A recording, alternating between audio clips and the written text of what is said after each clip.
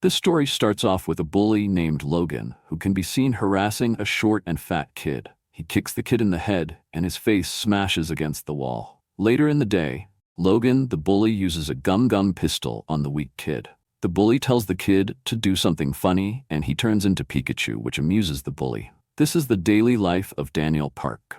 After school, Daniel, the fat kid, is about to eat the supper his mom made for him, but sees there are eggs in his ramen.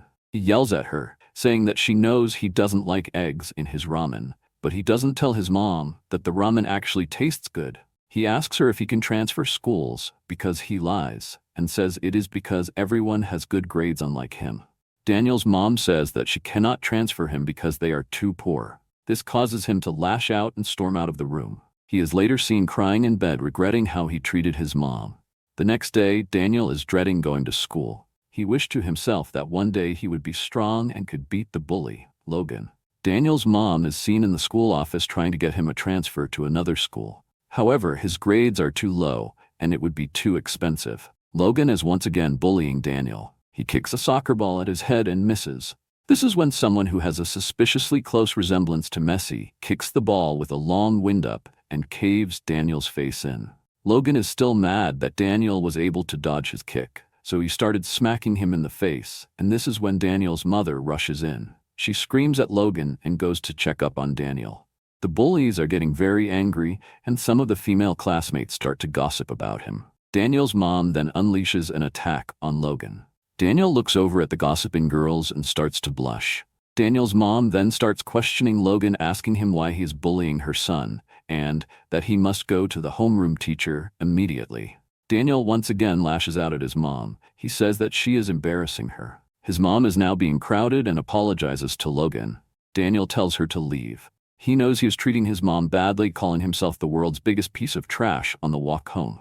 Walking in, he sees his mom is home, and their bills are piling up. He tries to sneak inside, but is caught by his mom, and she says that they need to talk. While Daniel is wondering what his mom is going to say, she tells him that he can transfer schools now. She says that she hasn't been taking enough care of him. She changed her decision from earlier because she realized that Daniel's friends were bullies. Daniel is startled after finding out that she realized they aren't his friends. His mom said to trust her and go, and that she will take care of the expenses. After hearing those words, Daniel broke down in tears.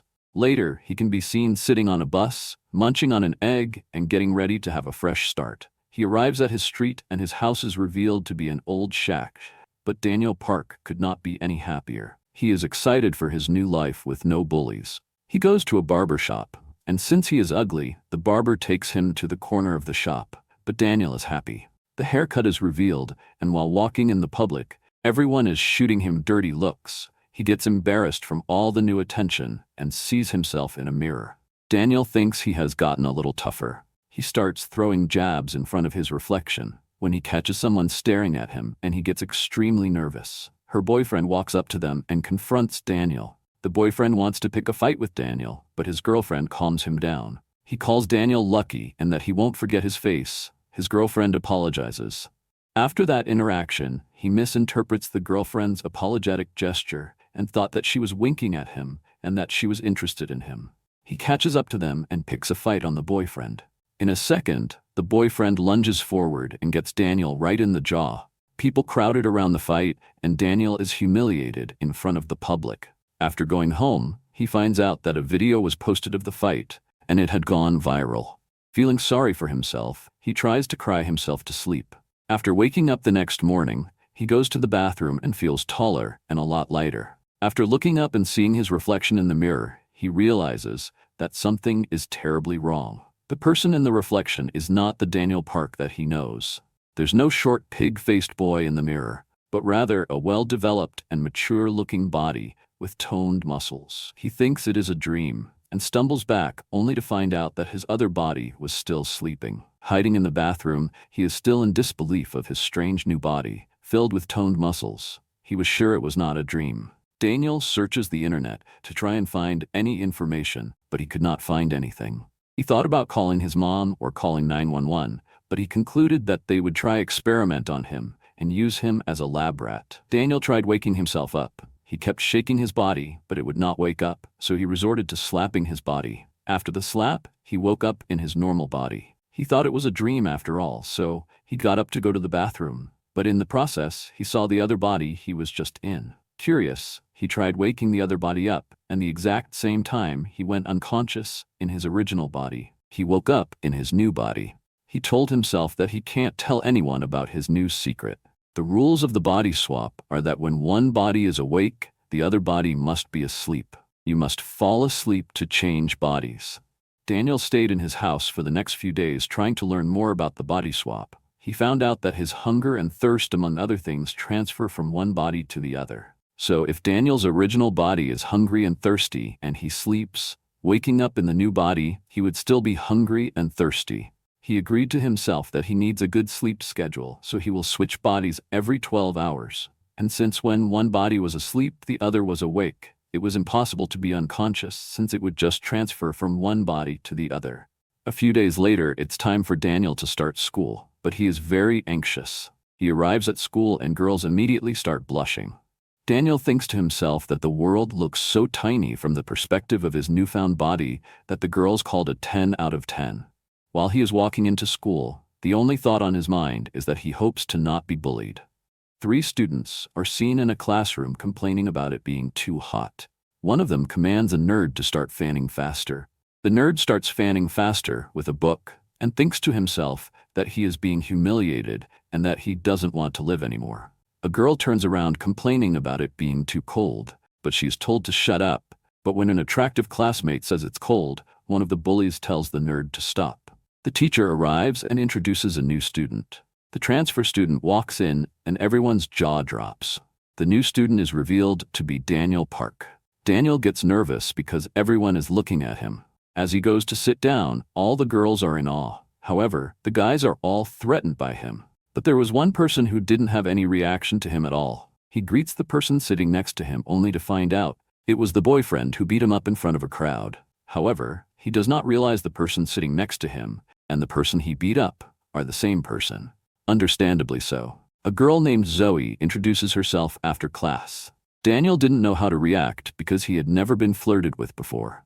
The boyfriend, whose name is revealed to be Zach, disrupts the conversation, saying Zoe's flirting was annoying him. He glances over at his girlfriend, whose name is Mira. She is staring at Daniel. This makes Zach angry. The bell rings and they all go to lunch. Everyone in the cafeteria is seen staring at the new transfer student. But once again, Daniel is oblivious of his good looks, and he is just happy he does not have to serve anyone else food, which is what he had to do to his bullies in the old school.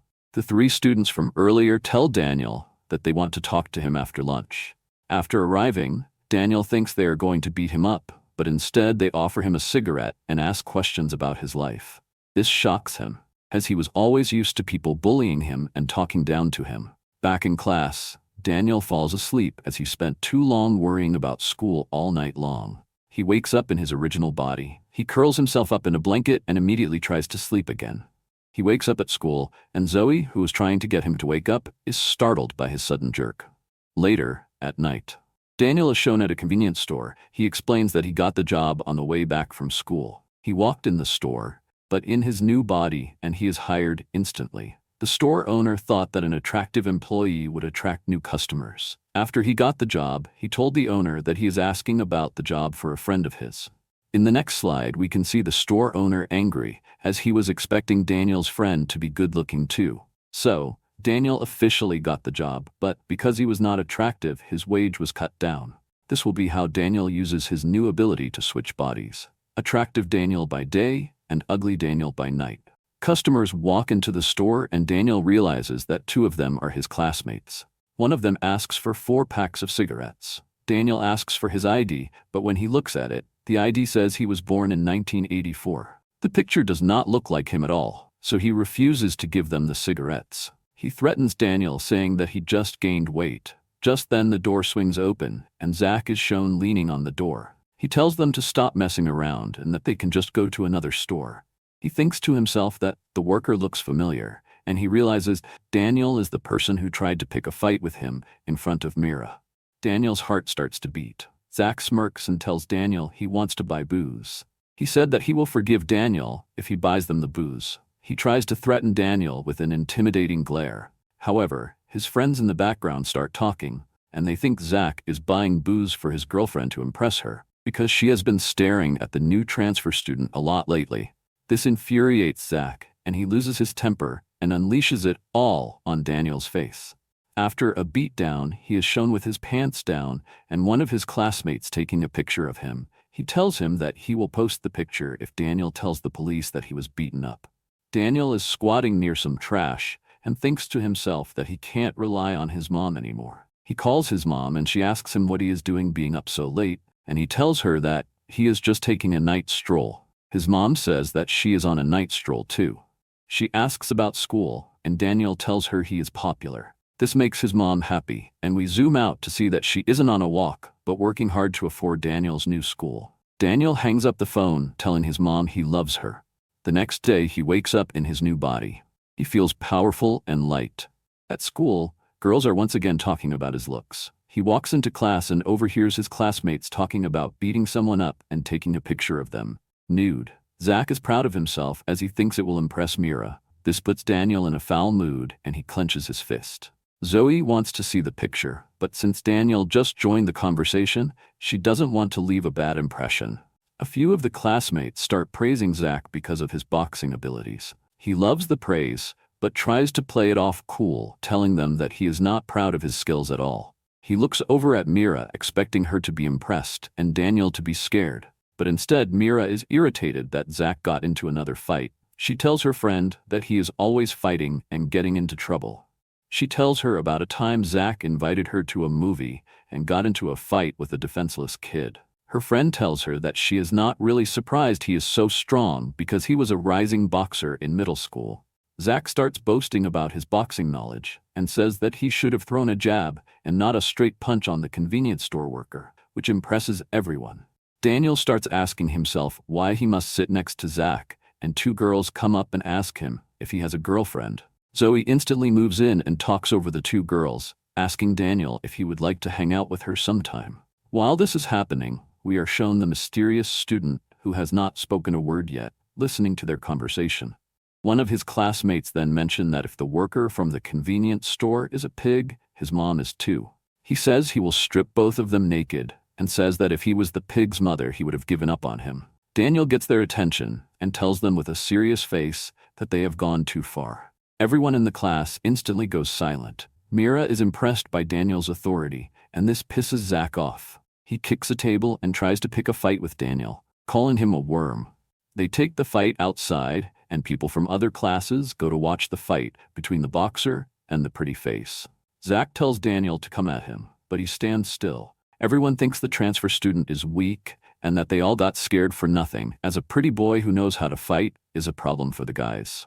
Just as Zach is about to punch Daniel, the mysterious classmate grabs Zach's arm, and because of the mysterious student's grip, Zach can't even move his hand. He looks over at Mira, who is watching him, and shakes him off. He goes for Daniel's face. As Daniel sees Zach's fist flying towards him, we get a flashback to Daniel at his old school. He got beat up so often he could read a fist's movement, but in his original body he did not have the physical abilities to dodge them. But now in his new body, he could easily dodge the fists coming at him. Everyone is surprised by Daniel's dodge against lightning fist Zach Lee. But the most shocked person is Daniel himself, realizing his body can now move as he desired. We are in the mind of Zach, and he is thinking back to when he was the fastest kid in kindergarten.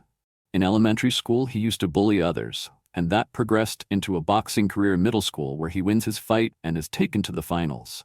And in high school, he continued to assert his dominance to those weaker than him. He called life so easy because he knew how to fight. We are brought back to the present, and Daniel is dodging all of Zach's attacks. One after another, his body moves right to left, not letting a single attack connect. Zach realizes Daniel has a lot of fighting experience. Mira is watching the fight, and Zach is tired of being humiliated, so he throws a right and then switches to a left. Daniel can't avoid the punch, but just in the nick of time, he stops his punch right in front of his face. Everyone is speechless, and Zach thinks that Daniel anticipated the feint punch. Zach calls Daniel a real fighter because of how cool and composed he is, but from Daniel's perspective, he is sweating profusely. He knows it's getting harder and harder to dodge, and he is not sure if he can stop the next attack. After looking into the crowd and seeing the look on the faces of the students who talked bad about his mom, He remembered all the bad things they said about her. The emotions exploded out of him, and he started dodging the punches a lot easier. He thinks about the time he got pistoled by Logan in his old school, and remembers him saying your first punch should always be to the solar plexus. After dodging a right hook, he moved in and caught Zach right in the middle of his chest, sweeping him completely off his feet. This punch left his underlings gobsmacked as well as everyone else watching the fight. Zach could not even stand up, and they all started cheering for Daniel. This was the first time Daniel was able to look down on an opponent. Zach sees Mira looking at him as he is helpless on the ground, and he swears to pluck the eyes out of everyone who smiled after he was defeated. After the fight was disbanded, we can see the mysterious student in a bathroom, and he overhears students plotting against Daniel. They agree to beat him up after school, and just before the scene changes, the mysterious student swings the stall door open. We are then introduced to the head of the 3 different school clubs: Vin Jin of the vocal and dance department, Li Jiang of the beauty department, and Vasco of the architecture department. A nerd walks into the bathroom as the mysterious student is walking out, and we can see the aftermath of a brutal and one-sided fight. This is when the mysterious student's name is revealed to be Jay. Daniel is now at home and is reminiscing about what happened earlier that day. He said it was his first time landing a blow on anyone, and his first time getting cheered on by other people. If he were in his original body, people would have just called him cruel, and that he looks like an ogre. He is now at his job. He thinks about losing weight, but tells himself that he doesn't have enough time because he is always busy. A man buys something and he starts to look at Daniel weirdly. Daniel says to himself that most people who come through the convenience store often give him weird looks. They all judge him by his first impressions. The beggar asks for change but then retracts his statement after looking at Daniel and says he can keep it. Even beggars feel pity for him. It's 3 a.m., and since there are not a lot of customers, Daniel starts to do some exercises. He lunges from the left and then to the right. He is able to do 1 push-up. Just then, a girl walks through the door and Daniel thinks to himself that she is gorgeous. He thinks she will judge him too and look at him like an insect. But instead, she compliments him. She apologizes if she startled him, and this kind gesture moves Daniel. She also buys him a drink saying that he must be tired. She bids him a good night and leaves. Zach's underlings are shown walking down a street with a woman. The 3 underlings think about the fight earlier that day and worry that the rumor of them all being beaten up by Jay in the bathroom stall will spread. The only person who saw it was the nerd whose name is Jiho. Although they have a naked picture of him, they decide to call him just for further insurance. He rushes out the door and sprints to them. He arrives and they tell him that he is late. One of the bullies says that because he took so long, his phone ran out of battery, so he wants Jiho to steal a charger. He begs them, saying that stealing is a crime, but they don't care. They say that if he commits a crime, then they have further insurance that he can't spread the rumor. He nervously walks in. Jiho thinks to himself that he has never shoplifted before. He is worried that the store worker won't be a pushover, but as soon as they lock eyes, they can tell that they are both in the same rank of the social hierarchy. He remembers what he came here for and starts sweating profusely. After he picks up the charger, he quickly tucks it under his shirt and darts for the door. Daniel tries to grab him but misses. Jiho cowardly tells him that he will pay next time, but as he's trying to run away, he trips on his own leg and falls down. Instead of being angry, Daniel tries to help him up, saying he will get in trouble if he leaves without paying. Jiho is thankful that he is a nice guy. Just then, the group of bullies walks in and tell Jiho that they are disappointed in him for not being able to even steal a single charger. Daniel gets nervous as they shift their gaze to him. They force the 2 to battle each other. They call it the contest of the week. The bullies tell Jiho and Daniel that if either of them tell on them, they will spread the nude pics of both of them. Someone is listening to music and overhears the commotion behind him. It is the leader of the architecture department, Vasco. Neither Daniel nor Jiho is fighting, so the bullies tell them that whoever wins gets to have their nude pic deleted, but the 2 still don't want to fight, so they tell Jiho that if he wins, he doesn't have to serve them anymore. He thinks about all the bad things they have done to him over the years and clenches his fist, readying himself for battle. Jiho lunges forward and starts slapping Daniel with all his might. The bullies are amused at the sight of this, but at that moment, a voice from behind tells them to stop the fighting. They turn around and they see Vasco walking towards them. The bullies are shocked, and the 2 losers are unsure of what to do. Vasco grabs one of the bullies by the neck and calls them bad guys. The bully is lifted off the ground. Vasco tells all of them to go home, leaving just the three of them. They thank him and he recognizes one of them from school. He asks which department Daniel is from. They say the fashion department, and Vasco asks if that's the same class as the new transfer who knocked down Zach. Daniel tells him that he's correct. Vasco tells Daniel to tell the transfer student to not screw around and get a big head. Daniel agrees while trembling because he is unsure of the reason Vasco is crying. At school, Jiho is seen getting food for his bullies. Daniel meets eyes with Jiho while in his new body and he calls him to come sit with him. With a big smile, he exclaims that they are in the same class, so they should eat together. Jiho is surprised from this weird gesture. Zach and his gang walk into the cafeteria and see Jiho with the new transfer student. Zach thinks Daniel is just trying to make him look bad until he hears someone in the background talking about Daniel, saying he is the one who took down Zach. His head turns around in an instant, and it's the head of the vocal and dance department, Vin Jin. He asks Zach if he really lost to that pretty boy. Zach admits that he was taken down by Daniel, but he tells Vin Jin that although he lost to Daniel, he could take him down without a problem. This angers him and asks Zach if he wants to die. Zach throws a punch and stops right in front of Vin Jin's face, telling him to try him. Vin Jin thinks to himself that Zach really is fast and that if he really hit him, he would have thrown him away. Daniel hears someone talking behind him, so he turns around and sees the architecture department. Daniel wants to thank Vasco for saving him yesterday, so he shouts out hi to Vasco. Only after this does he realize that Vasco won't recognize him because he's in his new body and not his original one. Vasco's second-in-command thinks he is trying to start a fight with him. He thinks that Daniel is just dragging around Jiho to make himself look better, so Vasco walks up to him and calls him a bad guy. He asks Daniel if he has ever been taken down. Vasco puts his hand on his shoulder and squeezes hard. Everyone thinks that it's the end of the fight because no one has ever been able to survive the squeeze of death. Daniel withstands the squeeze and thinks to himself that it was wrong for him to be friendly with Vasco since he didn't know who he was in his new body. Vasco is struggling to keep the grip. He thinks to himself that no one has ever been able to last this long without going on their knees.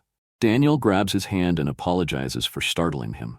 Everyone's jaws drop except for Zach and Vasco, who are curiously surprised by his strength. Vin Jin and Zach start to think they might have a real monster in their school. It would be a disaster if word got out that Vasco lost to the new transfer student. It would be a disgrace to the Burn Knuckles, which is the name the architecture crew gave themselves.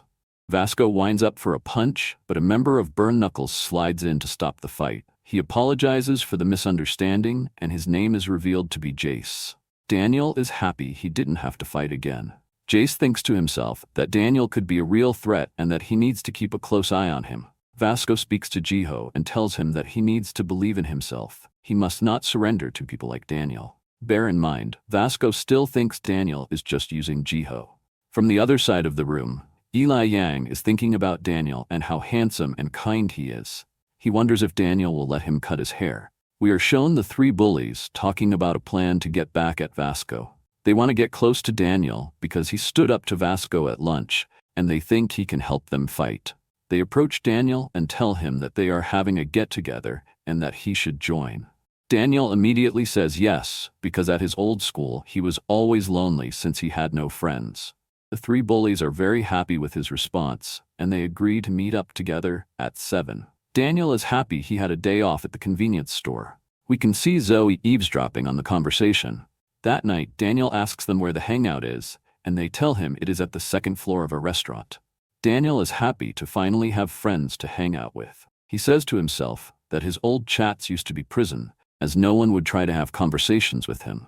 He goes into the alley and thinks to himself that the restaurant looks run down.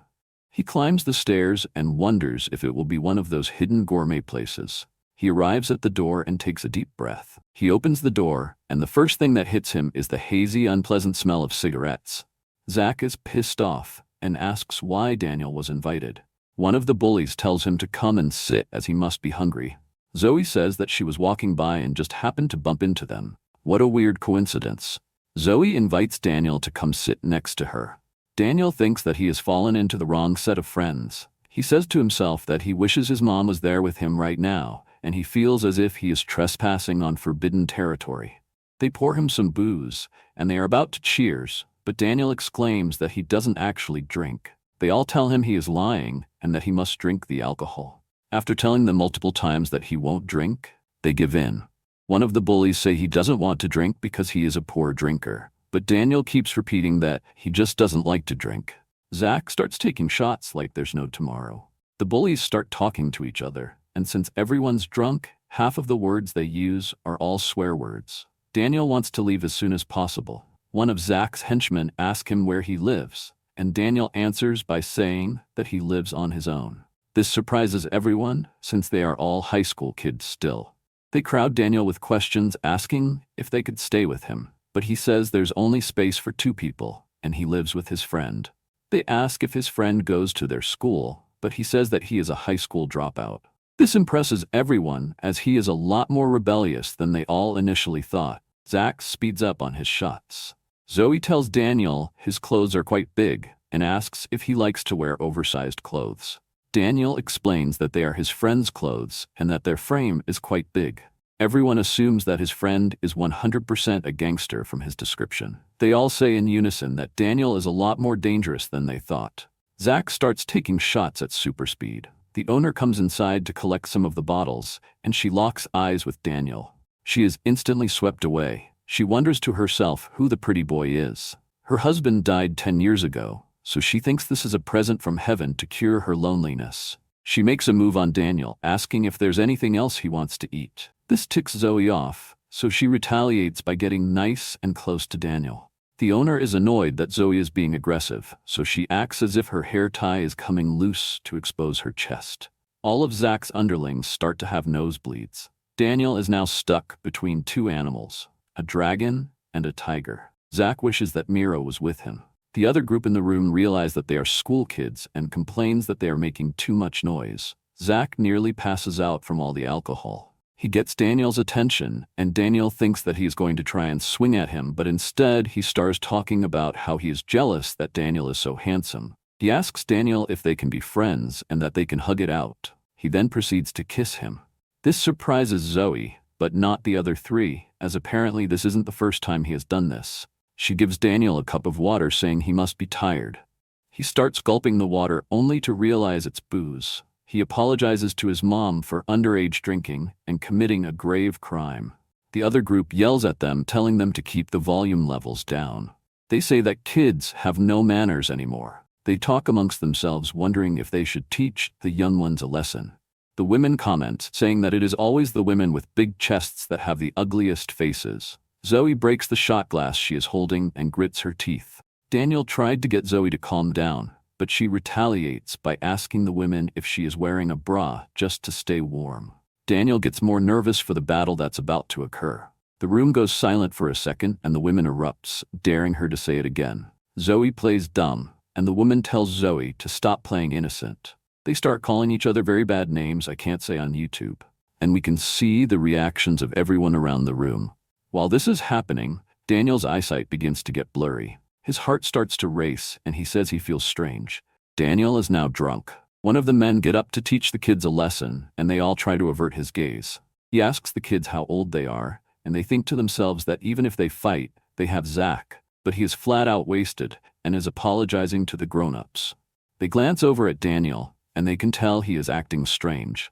They can all sense that he is clearly irritated for some reason. The bullies think to themselves that they might have a shot if Daniel is fighting as well. They answer that they are all 20 years old, and the grown-ups follow up by asking them for their IDs. They reject. The grown-up with the brown beanie goes for one of the bullies. He yanks his head back by pulling his hair. Just as he is about to smack him, Daniel shouts out to the grown-up. He gets their attention and asks them with a serious face what they are doing and are they trying to pick a fight. Daniel thinks to himself that it's weird he feels no fear in front of the adults. He points at the bullies and reprimands them for underage drinking, insulting mothers, and always looking for trouble. He asks them if it's fun hitting people and if they enjoy acting like fools. He tells one of the bullies, who he calls Pointy, to give him his phone. Mr. Beanie thinks that he's scared and wants to call his mom, but instead he smashes the phone with nothing but his bare hands. He tells them to never take dirty pictures of anyone ever again. Everyone in the room gets scared from his show of strength. Daniel thinks to himself that they need to apologize. So, he goes ahead and grabs a bottle of booze so that they all could raise a glass and forgive each other. But instead, he drops the bottle by mistake. When he tries to grab it, the bottom of the bottle hits the floor, so it looks like Daniel is now wielding a lethal weapon. Daniel says that he just wanted to pour them a drink, but his hands got slippery. Everyone assumes that he did it on purpose and just made it look like an accident. The bullies call him an evil genius. Daniel continues to apologize while holding the weapon, so everyone still thinks he intends to use it. Two of the adults get scared, but the woman starts pouting at the sight of her man acting so weak. So, he gets angry and starts shouting at Daniel, telling him that he ruled over a high school called Jian High. He asks them which school they go to. They tell them again that they are 20, but Zach lets the cat out the bag, telling them that they are first-year fashion students at J High. Mr. Beanie tells Mr. Necklace that J High is notorious for strong fighters, but they think it will be alright since they are just first years. Daniel tells himself that they have messed up big time and tries to apologize again, but while holding the bottle, the adults call him a maniac. Mr. Beanie nervously tells Daniel that since he apologized, they will give him a break. Mr. Necklace starts backing away, telling his girlfriend that they need to get out of there now. Daniel gets confused as to why they left so quickly. Everyone starts to praise Daniel after scaring the adults away. They talk to themselves, saying that they were all pooping their pants. Daniel is clueless as to why the adults left the fight so suddenly. The scene changes, and we are shown the adults smoking in an alleyway. They are annoyed that a bunch of high schoolers got the better of them. So Mr. Necklace tells his girlfriend to call some of the juniors of the school he used to rule over to get some payback. They arrive and stand at attention. He asks them what year they are in now, and Glasses tell him they are seniors. Mr. Necklace asks Glasses if he can ride his bike, and Glasses says yes. But he didn't have the bike with him at that moment. He tells him he is lying, but he stands by the fact that he doesn't have it. Mr. Necklace changes the subject and asks Glasses if he knows anyone from the fashion department at J High. He tells him he does know one person, but he doesn't like mixing with them because everyone from J High is known to be crazy. Necklace cuts him off and tells him to bring that person to him. Glasses asks him why he wants him, and he tells him because there is someone that needs to be taught a lesson on how to act towards people older than them. We are back with Daniel, and he thinks to himself that the liquor has started to kick in. The bullies start talking to each other about previous fights they had and everyone they have beaten up. One of them tries to get close with Daniel, but he shoots him a death glare. The bully is stunned. Daniel looks him dead in the eye and says 2 words. Let's go. The authority that Daniel put into those words shock everyone around the table. The alcohol has affected his balance and he needs to sit down. He says he is thirsty, so he goes to drink some water, and halfway through he realizes it is more alcohol. He starts to get sleepy from all the booze he has drunk. His vision starts to get blurry and his eyes start to close. He wakes up in his original body. Now that he is not intoxicated, he gets embarrassed about all the things he did and said. He goes back to sleep to switch bodies again. He wakes up in his house. He looks at the ceiling and at his hand. An hour has passed, and Daniel comes to the realization that he didn't change bodies. He gets dressed in world record time and darts out the door. He ran up the stairs, looked around the corner, and saw his body lying there, being slapped by the bullies who are trying to wake him up. Daniel wonders to himself why he couldn't change back. Just then, one of the bullies turns around and sees him standing there. He asks him who he is and why he is just standing there. They recognize him as the fatty from the convenience store. Daniel gets scared as their friendly expressions from earlier have turned into hungry hyenas. 2 bullies start towering over him, and the other bully asks him if he wants them to take naked pictures of him again. Zoe gives him a sour look, and the owner of the place demands him to show her his ID or he must get out. He looks down and sees his passed-out body on the floor. Daniel thinks to himself how he will explain to everyone why he needs to take his other body home. Just then, Zach comes crashing through with a large smile on his face. Zach gives Daniel a great hug and says he is so happy to see him. He gets defensive of him since everyone was looking at him like prey before. He gives Daniel some booze and asks him if he wants to drink. Daniel is relieved that Zach is drunk right now. Otherwise, it would have been a one-sided beatdown. Zach asks him why he is here, and Daniel says that he is there to get his friend, Daniel. This shocks everyone as they wouldn't think that Daniel in his new body would hang out with people like Daniel in his original body. They call him a liar, but he insists that Daniel knows him. Zoe connects the dots of their conversation earlier and asks if he is the mafia boss that stays with him. Daniel replies by saying that he was ordered to fetch Daniel by his housemate. This story is a lot more believable since Daniel in his original body does not give off mob boss vibes. Zoe gets excited and asks him if he knows where Daniel lives.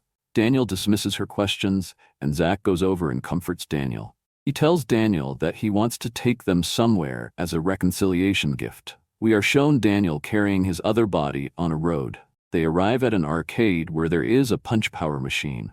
Zach tells him to watch close. He tries to teach Daniel how to throw a proper punch. He gets his stance and tells him to guard the cheek with your other fist. He puts both his arms up and shows him the basic posture of boxing. He takes one step forward and moves the weight from his pelvis into his shoulder. He throws the punch, moves the weight into his fist, and jams it into the machine. The machine exclaims that Zach got a new record, and then he goes back to being drunk. Zach wishes Daniel a good night, and the bullies follow him. Daniel looks at the punching machine and wonders to himself if he should give it a shot. He looks around to see if anyone is watching him. He bundles up his hands, throws his fists like a boxer, lunges forward, takes a deep breath, and completely misses the punching pad.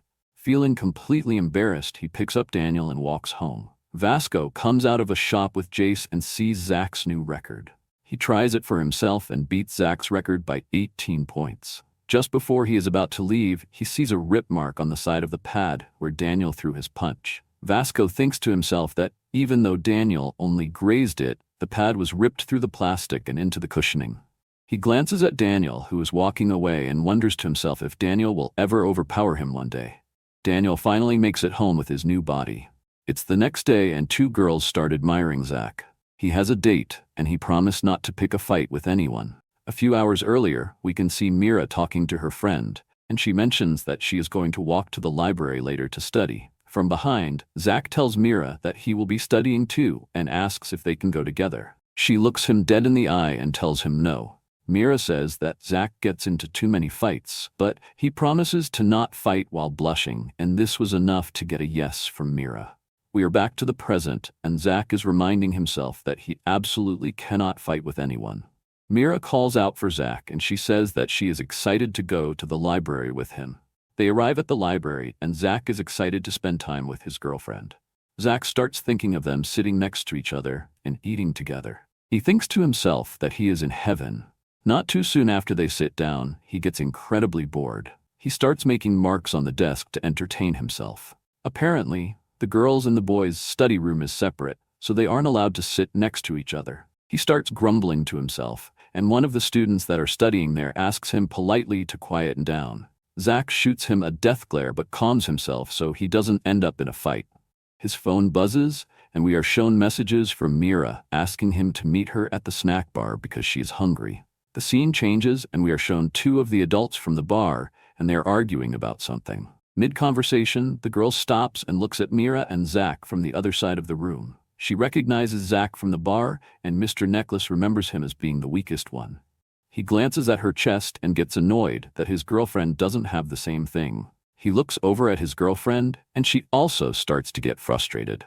Zach is innocently munching down on a corn dog. He looks around the room and notices that they aren't the only couple at the library. He tells Mira he is going outside for some fresh air and takes out his cigarettes. He hasn't told Mira he has started smoking yet, so he must smoke in secret. He sees two people walking up to him, so he looks at them intimidatingly. An old woman asks him for directions, so Zach gives an explanation to where she wants to go, hiding his cigarette as a show of respect. Mira is revealed to have been watching him this whole time, and she is happy to see Zach being kind to other people. The adults from the bar show up, and they underestimate him because their only impression of him is when he was previously drunk. They tell him to call his friend from before, but instead, he just blankly looks at them. The scene changes, and we can see Daniel's mom looking at a piece of paper with an address on it. The scene switches back to Zach, and the grown-ups continue to berate him with insults. They talk to each other about how he cried like a little baby last time they met, and this makes him embarrassed and wishing he never got drunk that night. Zach looks at them with a serious face and asks them if they are trying to start a fight. Just then, he remembers Mira telling him that she doesn't like it when he fights. He allows them to go and says it's their lucky day. They all burst out in tears and start pointing fingers at him. Mr. Necklace asks Zach if he has lost his marbles, and they all continue to laugh at him. He turns around telling them that he won't give them a second chance. Just then, the adults look like they are plotting something devious. He joins back with Mira, and he asks her if she wants anything to drink. He goes to the till and asks for 2 sodas. Just then, Mr. Necklace and Mr. Beanie cut in line and call him a loser. However, Zach remains calm and tells them not to cut in. They ask him what he is going to do if they cut in, and they show Zach their big friend who will protect them. One of them pets Zach as if he is their pet, and he clenches his fist in anger, but he can't start a fight, otherwise Mira will be upset.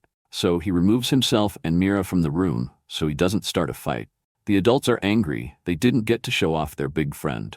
As Zach arrives at his desk, he realizes his potato chips he bought for Mira have been stolen. He hears some crunching from across the room, and he sees the 3 adults munching on his snack. He is taken aback and starts to get furious, but clenches his fist once again and controls his anger. Later, the big guy is seen shooting rubber bands at Zach. Zach shoots him a death glare and tells the guy to stop irritating him. They pretend to be scared, before erupting into laughter again. Zach gets up and slams the door on the way out. He is trying to stop himself from exploding in anger, and just in the nick of time, Mira slides in next to Zach. She asks him if Mr. Necklace and Mr. Beanie are trying to start a fight with him, but he denies it. Suddenly, the big guy shows up and messes up his hair that he spent an hour getting ready. He is at the breaking point while telling them to go away nicely. The big guy persists, asking Mira for her number, and says she is way out of Zach's league. She stands up in defense of Zach and signals to him that she wants to leave. Just then, the big guy pins Mira under his arm and tells her he wants more than just her number, while moving his hand to her chest. But before he could carry out this terrible act, Zach darts towards him and sucker punches him right in the jaw, sending multiple teeth straight to the tooth fairy. The adults are speechless at his sudden act of bravery and strength. Zach apologizes to Mira for breaking their promise of no fighting. Now that Zach has broken the promise, he takes his anger out on Mr. Beanie and Mr. Necklace. He tells them to never lay a finger on her again, and Mira is shown with a smug look on her face. The scene changes and we can see Daniel's mom waiting for him to wake up. She thinks to herself that he must have been exhausted since he is in deep sleep mode. We can see Daniel in his new body at the door, and he wonders why the door is open and hopes no one has broken into his house. The scene switches again, and we can see Zach apologizing to Mira for breaking their promise. However, it is revealed that she is actually happy that he stood up for her, and she wants to go on another trip to the library with him. We switch back to the scene with Daniel's mom, and she wonders whether to wake him up or not. Just as she is about to nudge Daniel, Daniel, in his new body, walks through the door. His mother turns around and asks who he is. Daniel is gobsmacked that his mother is in his house. He starts thinking of an excuse to say. He greets his mom asking if she is Daniel's mom. Daniel says that he has heard a lot about her. He explains that his original body, who he just calls Daniel, is living with a friend to cut down on the rent, and he is that friend. He tells his mom that Daniel sleeps during the day after school so that he can be energized for his part-time job so that he can afford his living expenses. His mom has a smile on her face and says that Daniel has grown up. She asks him for his name, and he says it is Park. She says that is similar to her son's name. What a coincidence. She asks if he can tell her a little bit more about Daniel and how it's been living with him. We switch scenes and we can see Jace in a cafe. He welcomes the customers walking inside, but the customers turn out to be Daniel and his mom. Jace instantly recognizes him as the fashion department transfer student. He asks her what she wants to drink, and she says she wants an Americano. She looks at the prices and then tugs on Daniel's arm. Daniel's mom asks him if she can have water instead because it is too expensive and she doesn't want him to spend too much money on her. Daniel is taken aback by his mother's question. He reassures her that he can afford it and gets the 2 Americanas. He starts to remember all the sacrifices his mom had to make for Daniel to transfer school, so buying an Americano is the least that he can do. He makes a promise to himself that one day he will pay back his mother for all the hardships she has had to go through because of him. Jace puts 3 coffees down on a table, and we zoom out to see a few more of the architecture members sitting down. Jace warns Vasco not to get in a fight with him because of what happened last time at school. Otherwise, he will be fired. Daniel's mother starts to boast about her son and says stuff like he grew up to be so big and handsome. Daniels is getting embarrassed as he is hearing things that his mother wouldn't usually say in front of him. She signals Jace and asks if she can take the boxes in the corner of the room. She apologizes to Daniel if she is embarrassing him, but she can't miss out on the opportunity. She asks Daniel not to tell her son about her collecting boxes to earn extra money for his school fees. She takes out a 5,000 yen bill and asks Daniel to continue being friends with him and to please not bully him.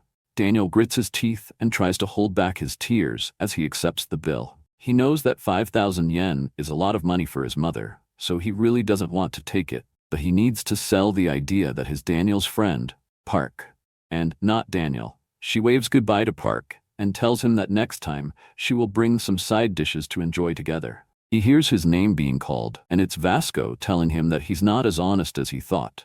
He tells him to follow him, as he wants to have a fight with him. He leads Daniel to a construction site and tells him to prepare himself. He takes off his jacket and tells Daniel to do the same, but he is frozen stiff in fright. Vasco cracks his knuckles and tells him to start the fight. Vasco thinks back to the time that Daniel made original Daniel carry him on his back, and now even ripping off his mom by accepting money from her. He tells Daniel that he is unforgivable and puts his arms up ready to start the battle. He tries to back away from the fight, telling him that he's not taking advantage of anyone, but Vasco doesn't want to hear any of it. He throws a left jab and barely misses Daniel's face, missing it by mere centimeters. Vasco starts to wonder how much training Daniel had to do to achieve the physique he has now. Daniel tries to clear up the confusion again by telling Vasco that he is mistaken, but before he can finish his sentence, he goes for a right jab this time, but Daniel is more prepared. Vasco continues throwing punches, but Daniel is able to weave and slide between all of them. He steps back and tries to figure out how to strike Daniel without him being able to dodge.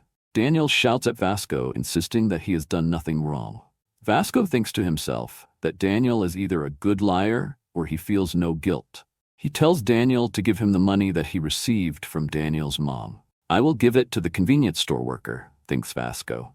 Daniel now starts to think that Vasco is just another bully that steals from the weak. He is used to giving people money as there was no other way to defend himself. But this time it's different.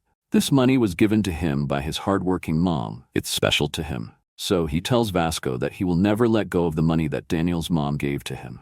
Vasco smirks and thinks to himself that Daniel is now showing his true colors. He puts his fists up and imitates Zach's boxing posture. Vasco thinks to himself that if it is an outboxer he is fighting, he can definitely win the fight. He plans to trade blows but twists his head last second to soften the blow. Vasco puts his fists up and they resume the fight. Daniel takes a step forward just as Zach would do. Vasco sees that Daniel is imitating Zach's fighting style and moves in as well. They both end up with a fist in front of their face, and Vasco exclaims that he has won. Some time passes, and we see the bare knuckles at the construction site. They find Vasco's jacket on the floor, so they keep exploring the place, and they find Vasco on the ground knocked out. We are now at the convenience store with Daniel's original body. He is happy he still has the money and hopes he didn't kill Vasco by mistake. He thinks back to when he was fighting Vasco and wonders how his body moved, how it did when he was fighting Vasco. Before Vasco landed the blow, Daniel spun his head around and moved closer to him and performed a backspin elbow straight to his jaw. In that moment, Vasco knew that he couldn't beat Daniel with how he is now. Jace stands over Vasco and he mutters, "Jace, I lost."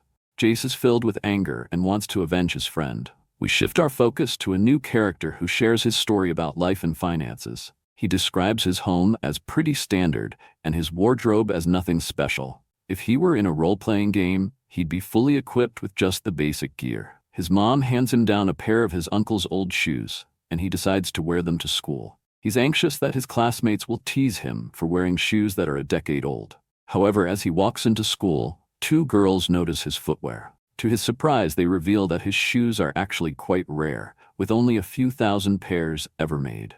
This character is named Lee. Lee loved the attention he got from wearing trendy clothes, so he began fixing up vintage shoes to stand out. He also splurged on some fancy glasses and mentioned that he traveled 2 hours just to buy chrome rings that are popular among a famous idol. Feeling all decked out in gold, he heads to class, but soon gets called out by Zach for their matching shoes. Zach doesn't want anyone to think they're matching on purpose. However, since Zach is trying to keep the peace for Mira, he just warns him not to let it happen again and walks off. Lee misinterprets this, thinking that Zach got intimidated by his chrome heart rings and hurried away. Proud of himself, he turns around but notices Jay's fingers, which are filled with chrome hearts. Looking around, he realizes that others have chrome hearts on their fingers too. Just then, Daniel enters with a big smile, sits next to Zach, but tells him not to talk to him or look at Mira.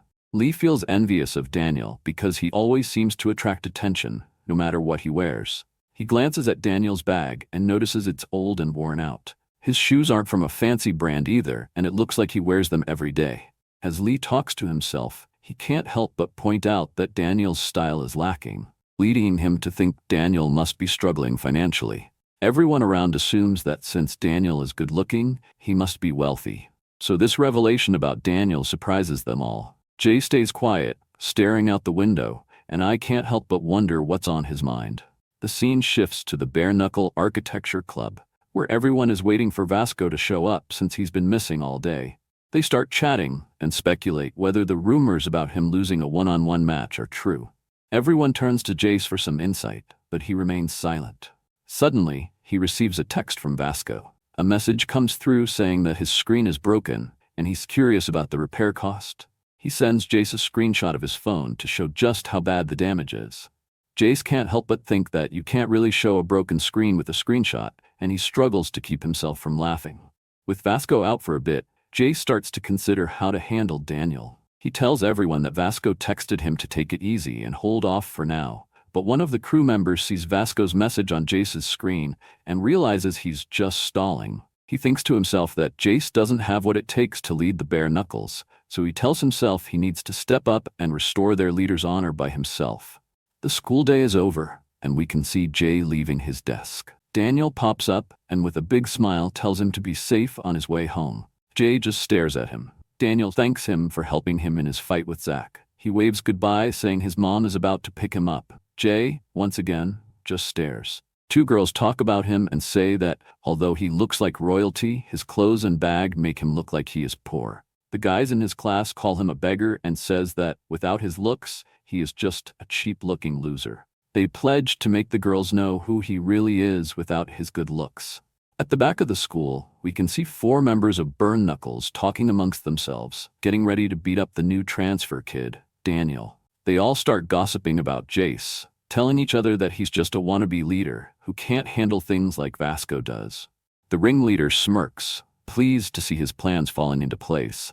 But just around the corner, we spot the mysterious Jay, casually smoking a cigarette and listening in on their whole conversation. They're plotting to jump Daniel after school, since that's when he's usually by himself. The next day after school, Daniel is walking home, humming a cheerful tune.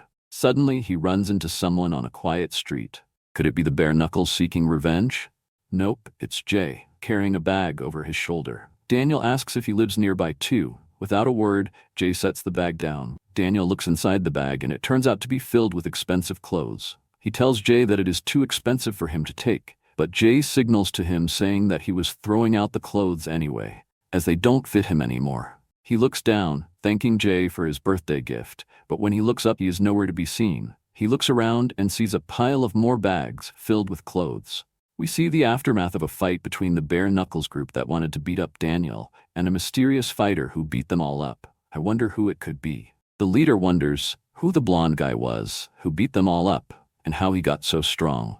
It's the next day at school, and the 3 guys who were previously calling Daniel cheap for not having nice clothing are getting ready to tease him about his empty bank account to make them look better. To the surprise of the 3 musketeers, Daniel strolls in decked out in the latest fashion. He's rocking a stylish waistcoat, camo rockstud sneakers, a fancy bag, and a designer watch. The 2 girls, who were curious about his money situation just a few days ago, are now praising his outfit and saying he looks even more handsome. One of the musketeers asks Daniel about his wallet, since it doesn't have any luxury brand logos on it. Daniel simply replies that it's a gift from his mom, and he wouldn't trade anything in the world for it. Lee starts to rethink his own choices, wondering if all the pricey clothes he bought were really worth it. Everyone keeps complimenting Daniel, saying he must really appreciate his mom. Daniel waves at Jay, thanking him for the clothes he got yesterday, but Jay isn't looking his way. Still, he's thrilled that his new clothes fit him just right, and we can see Jay crack a smile. At a talent agency, we see Vin Jin laying down some amazing beats. The manager mentions that he's one of the top contenders from the latest auditions. He asks if Vin Jin is the last one, and the staff member replies that there's still one more participant. We find out who that last person is, and the manager immediately frowns, instructing the worker to turn away anyone who looks like that. He tells the last participant to leave and then congratulates Vin Jin for winning the audition. The guy boards a bus where two girls gossip about him, saying he looks like an otaku and probably doesn't have many friends. He notices the empty seat next to him, but people choose to stand instead. Later, he goes to bed, jotting down lyrics for a new song, and tells his grandma to hang in there a little longer because he's determined to sign with a record label and make enough money so she won't have to work anymore. We're at school, and everyone is showering Vin Jin with compliments for signing with a famous talent agency. He glances at Duke, the guy who got rejected from the agency for not being good-looking enough, and makes a snide remark about feeling bad for being the only one who passed the audition. Then, Vin Jin strides over and kicks Duke in the head, telling him he shouldn't have even bothered showing up, and that he was embarrassed to have him there. Some classmates ask Vin Jin if he plans to participate in the charity date auction at the festival. This auction is a big deal, where freshmen enter, and girls bid on different guys for dates, with the highest bidder winning. The girls are chatting about all the guys who will be there and which ones they're interested in. Some girls are really into the guys from the fashion department. Others have a thing for the guys in architecture, and a few are crushing on Eli from the beauty department since he's the only guy there. But most of the girls are super excited about a new transfer student in fashion. The catch is that girls from other schools can also bid for a date with him, which means it's going to be pretty pricey. While the girls are chatting, one of Vin Jin's friends starts riding on Duke's back. At the end of the day, Duke is heading home from school and asks his grandma if she had a lot of sales. But she avoids the question and instead asks if he's hungry, telling him to eat quickly. He explains to her that the food is for selling, not for eating. Just then, he hears someone calling his name, and Duke's heart sinks. It's Vin Jin and his crew. Duke's grandma asks if they are his friends and insists they should eat since they must be starving. They devour all the food at the stall, leaving a huge mess behind that needs to be cleaned up. Duke spots a bag of chips that fell on the ground, and his grandma comments on how energetic his friends are. Duke is left speechless and feels bad, apologizing to his grandma for letting her down. The next day at school, everyone starts making fun of how awful his grandma's cooking is. There are drawings on the board warning everyone not to eat at his grandma's stall. Duke feels a surge of anger as he clenches his fist. Suddenly, Vin Jin yanks Duke's hair and tells him to get out of the walkway. Duke can't help but think that maybe things would be different if he were good-looking and not stuck in his short, chubby body. A girl named Mary asks if there will be any other contestants in the festival besides Vin Jin and his friends. The classmates whisper that there's no way anyone else could win. But then, Duke raises his hand and boldly declares that he will be joining the festival too. It's lunchtime, and you can spot Daniel and Jiho grabbing some food. Daniel looks over at a few tables and notices Vin Jin picking on Duke. This brings back memories of how he was treated at his old school. Daniel turns to Jiho and asks if he can invite Duke to join them for lunch. The cafeteria buzzes with reactions, as everyone is surprised that someone like Daniel would sit with Jiho and Duke. Vin Jin listens quietly to the chatter about how nice Daniel is being. Suddenly, a cup is thrown in Duke's direction, and Vin Jin tells him to fetch some water. Jay shoots a glare at Vin from behind Daniel. Zach steps in and tells Vin to get the water himself since his hands aren't broken. Vin Jin threatens Zach, asking if he wants to get hurt. Zach retorts by questioning if Vin can even see with those glasses on. Just then, Vasco chimes in. Vin Jin is told by Vasco to pick up his cup. He starts to get annoyed and wonders why everyone is bothering him today. Vasco asks him if his mom ever told him to not throw things on the floor. Frustrated, Vin Jin kicks a chair as he storms out of the cafeteria. Once the chaos settles, all the girls flock to Daniel, asking if he plans to join the charity date auction. Mary comforts Vin Jin, saying she understands why he didn't stand up for himself. Meanwhile, Vasco looks around the room and begins to cry. The school day wraps up, and Daniel is seen cleaning the floor in his classroom. He reflects on the girl's question and considers whether he should perform at the festival. Daniel glances around to check if anyone is nearby. We see Duke wandering through the hallways, lost in thought, wishing he had a tune to go with the lyrics he had jotted down. If only he could find someone who could really sing. Suddenly, Daniel opens his mouth and begins to sing. This immediately grabs Duke's attention. Daniel is perched on the windowsill, belting out a song. Duke feels a rush of excitement, thinking he might have just found his perfect partner. He thinks to himself that Daniel's voice seemed to reach out to him, filled with emotion, space, and a hint of fragrance. I couldn't figure out why his voice felt so isolated, even though he was such an amazing guy. When the song finished, Daniel glanced around anxiously, worried that someone might have overheard him. Suddenly, someone on the other side of the door said, "Excuse me." Duke approached Daniel and invited him to perform at the festival. Daniel was completely taken aback. Duke expressed his faith in Daniel's rapping skills and encouraged him, saying that if they teamed up, they would really impress the crowd. Duke can hardly believe that one of the most popular kids in school is hanging out at his place right now. He secretly hopes that Daniel won't say anything about the house being messy or too small. Daniel notices the light switch and tells Duke he shouldn't leave the lights on all day, or else he'll end up paying more for electricity. Then he goes on to share a few more tips on saving money, and Duke is really impressed by how much Daniel knows about it. They head into the studio, and Duke hits play on one of his new songs he's been working on.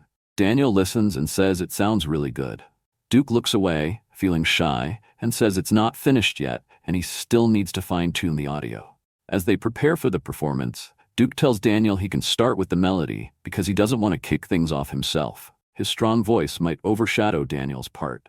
Daniel begins to sing the melody, and Duke praises his voice, saying it sounds really genuine, even if his singing is just slightly above average compared to his looks. Duke reminds Daniel not to sing too hard or loud, or he might hurt his vocal cords and won't be able to sing properly until after the festival. They take a stroll outside, and Daniel starts to complain about his throat feeling sore.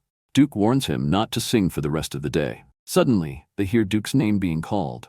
It's his grandmother, selling food at her usual stall despite being sick. She asks if Duke and his friend want something to eat, thinking they must be hungry. Duke remembers the time Zach and his friends devoured everything at the stall and left a huge mess.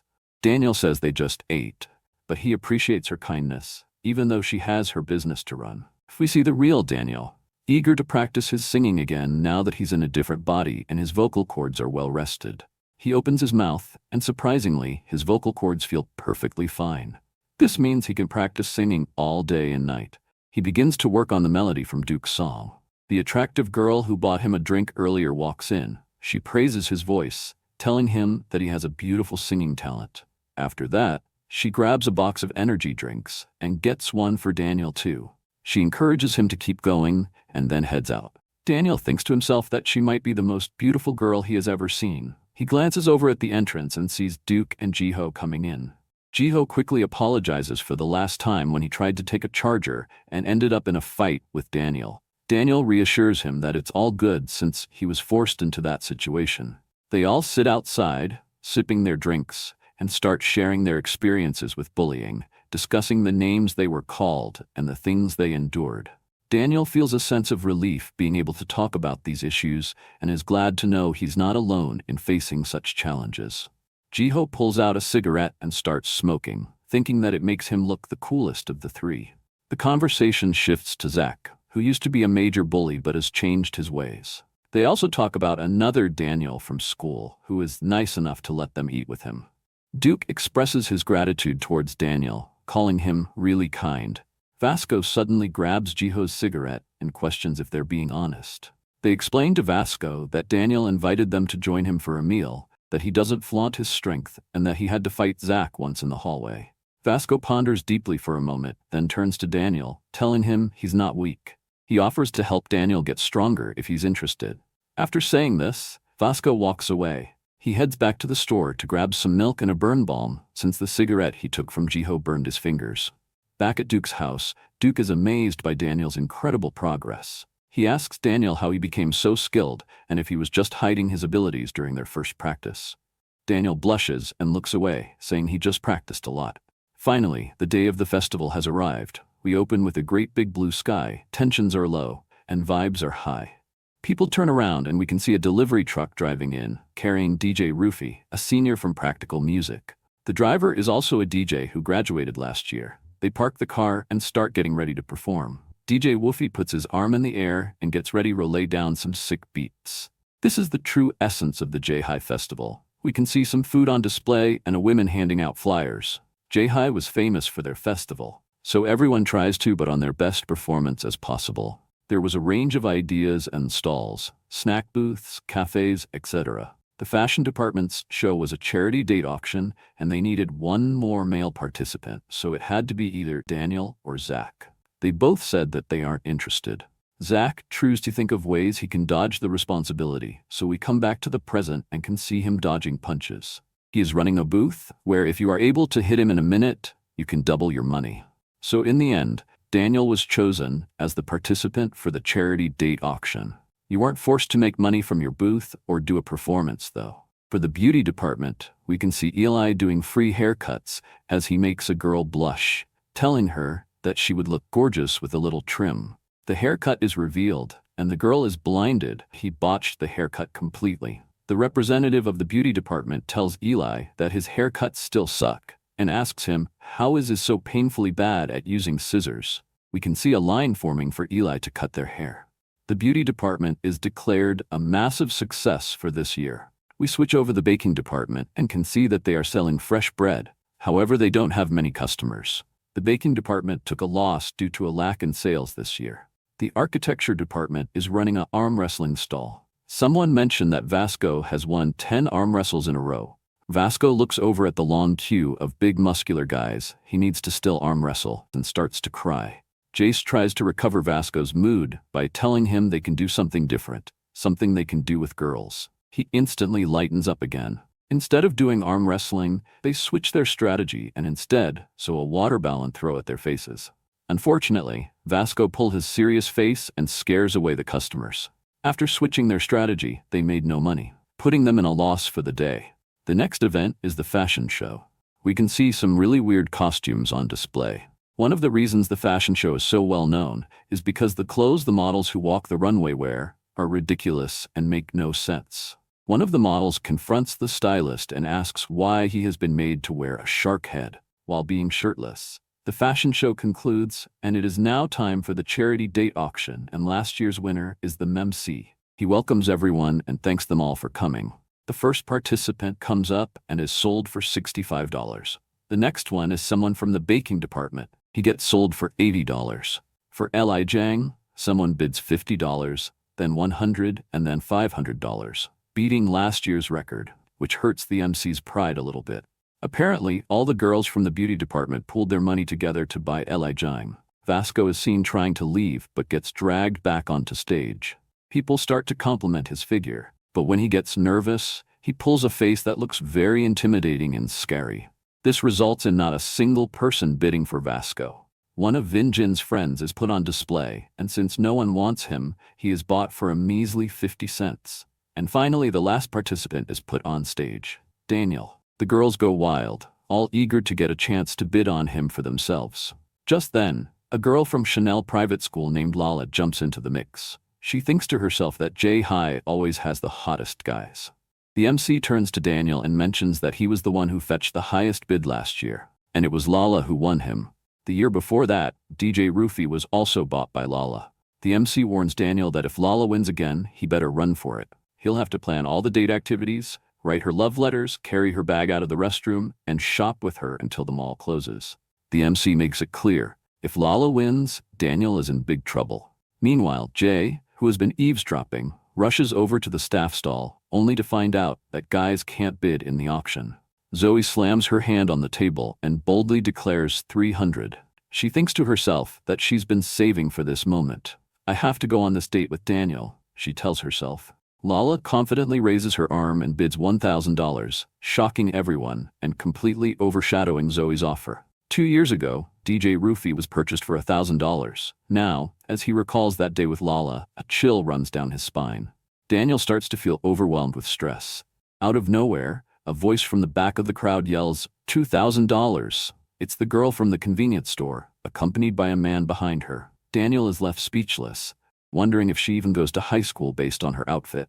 Lala, feeling competitive, hesitantly raises her hand and bids $2,500. The convenience store girl quickly counters, doubling the bid to $5,000. Lala stares in disbelief and, in a fit of frustration, tosses her bag into the air, claiming it's worth $7,000 and asking if she can use it to bid.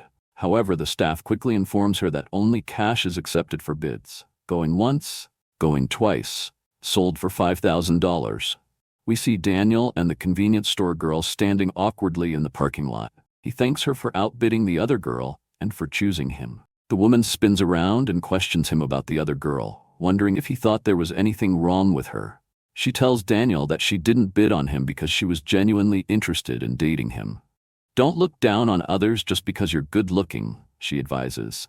Daniel feels a wave of guilt wash over him. He realizes he's been treating people the same way he was treated in his original body. As the woman gets into her car and starts to drive away, Daniel feels the urge to apologize for his harsh words. But just as he reaches out, the mysterious man seizes his hand. Daniel manages to break free from the man's grip, surprising both the woman and the man, as it's the first time anyone has done that. Suddenly, the man goes for a high kick, and Daniel instinctively raises his arm to block it, but at the last moment, he shifts his leg and he gets hit right on the side of his head. The scene changes, revealing Vasco wandering around with a few juice boxes. Glasses expresses his desire to let Daniel go, but he feels unable to do so. He questions whether Daniel has good eyesight or if he has just become slower. Glasses praises Daniel for being strong and quick, acknowledging his talent. The mysterious figure is identified as Gun. The woman tries to convince Gun not to engage in a fight with Daniel, but he responds that he was instructed to eliminate anyone who gets too close to her. At that moment, Vasco enters the scene, asking what they think they are doing. Gun inquires about Vasco's identity, wondering if he is a friend of Daniel's. "Yeah, I'm his friend," Vasco replies, leaving Daniel surprised by this revelation. Vasco sets down his juice box and warns Gun that if he messes with Daniel, he'll have to deal with him too. Seizing the moment, Gun strikes Vasco while warming up his shoulder, landing a punch right in his face. Vasco, unfazed, calmly tells Gun to remove his glasses since he can't hit anyone wearing them. Gun takes off his glasses, remarking that J High has some intriguing students. Vasco raises his arms, preparing to fight Gun. The woman clings to Gun's arm, shouting that Daniel has never harmed her. She threatens him, stating that if he fights, their boss will send him back to where he came from. Gun then apologizes to Daniel, explaining that he hasn't fought in a while and was just a bit too aggressive. The woman informs Daniel that the money will be given to a charity and that it doesn't really belong to her. As she leaves, she apologizes for Gun's kick. As the car drives out of their eyesight, Vasco collapses to the ground, and Daniel panics, worried that he might have passed out. Vasco then asks Daniel about the guy with the glasses, but Daniel admits he doesn't know who he is either. Vasco claims that if he had to fight Daniel again, he could win, but there's no way he could take on the guy in glasses and come out on top. Feeling ashamed, he says he still feels too weak. Daniel sits down and expresses his gratitude to Vasco for saving him. Vasco offers him a juice box, and they both sit in silence together for a while. Vasco confesses that he found the juice on the street, but Daniel appreciates that Vasco thought to grab two so they could both enjoy one. He thanks Vasco while taking the juice box, saying he's really thirsty. Vasco blushes a bit at Daniel's comment. As they admire the sunset, Daniel realizes that Vasco is his first real friend. The scene shifts to the festival, showcasing the lively singing and dancing performances. Vin Jin and his buddy just wrapped up their song, and you can see the sweat dripping down their faces. The audience is going crazy, and everyone believes that this duo has definitely secured first place. The CEO of the talent agency is spotted at the J-High Festival, while a staff member rushes to get the next contestant ready. Duke is dressed in his rap gear, complete with a chain and gold rings, but something feels off. Where's Daniel? Duke worries that if Daniel doesn't show up soon, he'll have to go on stage alone. Just when Duke starts to lose hope, Daniel arrives right on time, wearing a suit, tie, and a backwards cap. Daniel begins to doubt himself, fearing he might embarrass himself if he messes up or has a voice crack. But there's no turning back now. They step forward and take a look at the crowd they're about to perform for. Daniel's heart races like it's about to burst.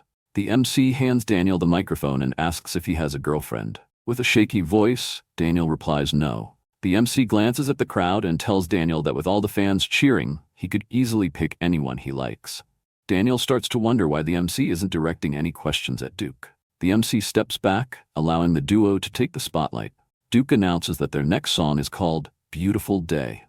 As the backing track begins, Daniel's mind goes completely blank. When he finally manages to make a sound, it's off-key, making Duke anxious about missing his cue.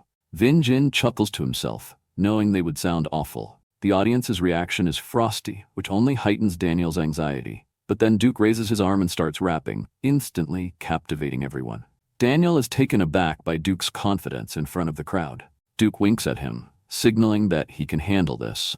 Daniel recalls their practice sessions at Duke's house, where Duke advised him to picture performing for someone special whenever he felt nervous, since everyone has that one person who means a lot to them. When Daniel pictures the audience as just one important person, it helps calm his nerves. He wonders who that person might be, and his mom immediately comes to mind. As soon as he thinks of her, Daniel opens his mouth to sing. For the second time during the song, the crowd is stunned by the incredible sound coming from the microphone. Duke watches Daniel and reflects on how much he has grown since their first practice together. The bullies recall all the times they picked on Duke and start to feel guilty about it. The CEO of the agency remembers how he dismissed Duke before even giving him a chance to showcase his rap skills. Vin Jin thinks back to all the moments he teased Duke, believing he was a bad rapper, but now he realizes he has some real competition. As the song wraps up, the audience erupts with excitement. Everyone starts praising Duke's rapping abilities, especially since they had always thought he was awful, thanks to Vin Jin's bullying. It's clear that Duke and Daniel's performance blew Vin Jin and his friend out of the water. The CEO steps onto the stage, ready to hand over a card with his direct number, but gives it to Daniel instead of Duke. Duke stays silent. Daniel then asks if he can also give a card to Duke, but the CEO responds that he doubts Duke will ever make it big because of the way he looks. He apologizes to Duke, claiming it's just business and nothing personal. After witnessing the CEO's treatment of Duke, Daniel decides not to sign with the OK Talent agency. A few days after the festival, a video of their performance goes viral, racking up an impressive 23,000 views and 8,000 comments. The downside? Duke doesn't appear in a single frame of the video. We see him sitting alone on a bus, two girls nearby looking at him with disdain. Once again, he's scribbling down song lyrics, determined to channel his emotions into music. He reassures himself that he will never give up. Duke is sitting in front of a camera, getting ready to live stream on a site called Paprika TV. Daniel dropped by Duke's place because he heard Duke was going to host a music show. They set everything up for the stream and waited for viewers to join. A few people tuned in, but all they got were mean comments about their appearance, with some calling them pigs.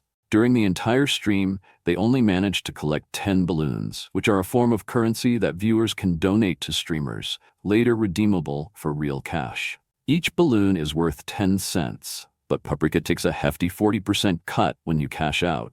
Duke claims he's not really in it for the money, but he mentions that one of Paprika's top streamer is from their high school, Yui. A few days later, we see Yui chatting with Daniel about his performance at the festival and how well he did. Suddenly, Yui starts showering Daniel with gifts, including a designer wallet. Daniel recognizes it as the same pattern as his mom's wedding bag, which she only uses for special occasions. Feeling uncomfortable about receiving such an expensive gift, Daniel politely turns it down and wonders why Yui is being so generous all of a sudden. He starts to understand that she might actually like him, which feels strange for Daniel. He also realizes that this could be the first time he has a crush too.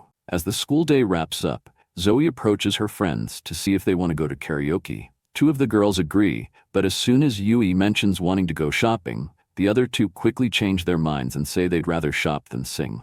Zoe then pulls out a pouch and asks her friends if it looks cute and if she should buy it. Yui bluntly says it's kind of ugly and doesn't suit Zoe at all. The next day, the three girls are chatting, and Zoe takes a closer look, only to see that Yui is carrying the very pouch she called ugly. Zoe tries to join in on their conversation, but they completely ignore her and keep talking. When Daniel walks into the room, the three girls suddenly perk up.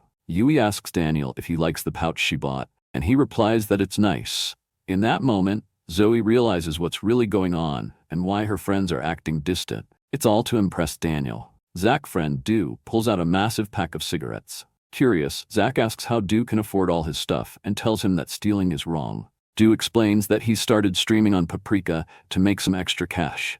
He then invites Zach and the others to check out his broadcast. Jump scare warning ahead. In the next panel, we see Duke shirtless, with hairy armpits and an egg cracked on his head. He spins around, thanking a viewer for sending him 100 balloons. Zach and the others are left in shock at the bizarre scene. Duke lights a cigarette and counts his earnings from the stream, which total 400 balloons. He then hops onto Paprika to see if any cute girls are live streaming. To his surprise, he spots a familiar face, Zoe, who is streaming on Paprika now. She receives tons of donations and ends up with a whopping 10,000 balloons just for chatting with her viewers.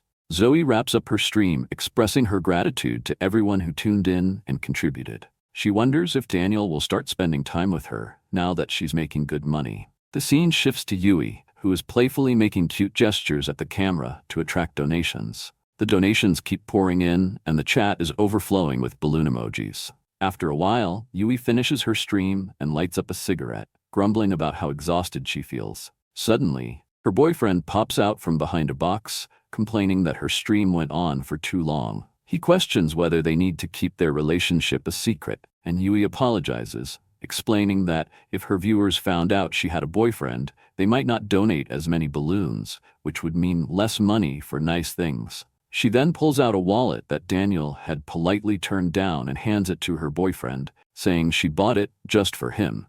The architecture department reflects on their first loves, with Jace encouraging Woon to stay positive, assuring him that he will move on soon. Vasco shares his own experience, recalling how he was really hung up on his first crush, even bringing her milk every day. Vasco explains that your first love can cloud your judgment, and when the girl you like smiles at you, it changes everything in your brain. The scene shifts to Yui and Daniel, who are hanging out as usual. Daniel asks Yui her opinion on overweight people, and she responds that she sees everyone as just people, so it doesn't bother her. He thinks to himself that Yui stands out from other girls. Yui then glares at Zoe. Meanwhile, Duke has been streaming for a while, but struggles to attract viewers due to his appearance. Jiho suggests inviting Daniel to join the stream, since his presence usually boosts Duke's viewership significantly. However, Duke insists he doesn't want to rely on Daniel anymore. He wants to succeed on his own. Back with Yui, she frowns as she checks the leaderboards, noticing Zoe's profile gaining popularity. She thinks to herself that Zoe is catching up, and even copying her catchphrases. Determined, Yui starts her own stream, trying to be even cuter. Balloons keep pouring in, and Yui reflects that attractive girls always seem to have an advantage. If you're good-looking, money just comes your way. Duke is only streaming to 2 viewers, and neither of them are very nice. Just then, Daniel enters and asks what he's up to. He notices Duke is live and suggests they perform the festival song together. Duke agrees, saying, "Sure, come join me." Meanwhile, 3 people browsing Paprika stumble upon Duke's stream. The moment they see Daniel, they become instantly interested and start sending balloons. We then cut to a phone call between 2 mysterious individuals, with one urging the other to log on to Paprika TV right away. In the next scene, Lala discovers Duke's broadcast featuring Daniel. She feels it's fate that she found him again. To grab Daniel's attention, she sends an impressive 1,000 balloons, but soon after, another viewer starts sending even more. Determined not to be outdone, she decides to send 3,000 balloons. She laughs to herself, confident she can win this gifting war thanks to her generous monthly allowance. As night falls, we see Lala sitting in her chair, gazing up. She spent all her allowance and still came up short. Meanwhile, Jay is in his room, grinning at his laptop. The secret gifter from the stream has finally been uncovered. Duke and Daniel wrap up the stream, and their total earnings hit $2,000. They can't believe their eyes at the sight of that much cash. Next, we see Daniel at his cashier job. He scans a beer bottle, the customer pays, and leaves. He reflects on the stream and realizes it made as much as his entire monthly paycheck from working the night shift. Daniel starts to think about what to do with the $1,000 he earned from the stream. He decides he should buy a gift for his mom first, and then he can use the rest for Yui. Just as he's about to figure out what to get her, Yui walks into the convenience store with a guy.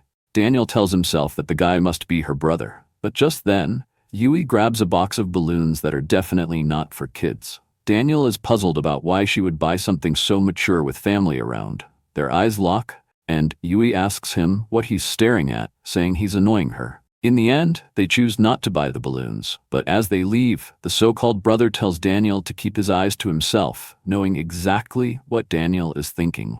Yui looks down at him with a judgmental glare and says he makes her sick. Daniel is taken aback. He's never seen Yui act like this before and wonders if the person in front of him is really her. Guy tells Daniel to speak up, but Daniel just stays quiet. He's lost in thoughts about the nice and sweet Yui he knows from school, but doubts start creeping in about whether she's really genuine. Yui then calls Daniel a pervert. The guy insists Daniel say something while getting ready to slap him, but somehow, Daniel manages to dodge it. Both the guy and Yui are shocked by Daniel's quick move. The guy is baffled, wondering how Daniel avoided his punch, which he had been perfecting for a decade. He tries again, claiming he was just going easy on Daniel the first time. But right before he can hit him, a voice calls out from the store entrance. It's Zach. The guy demands to know who Zach thinks he is, and Yui explains that Zach is in her class. Zach notices that the guy is Yui's boyfriend and thinks he looks like a thug. He realizes he shouted and starts to question why he feels the need to defend Daniel. Zach thinks back to the first time he fought Daniel and admits he's unsure about the whole situation, but he feels he can't let the man hit Daniel because he owes him something. The boyfriend calls Zach arrogant and complains that kids today lack respect. Zach spots the wallet in the man's hand, glances at Yui with a smirk, and calls her bold.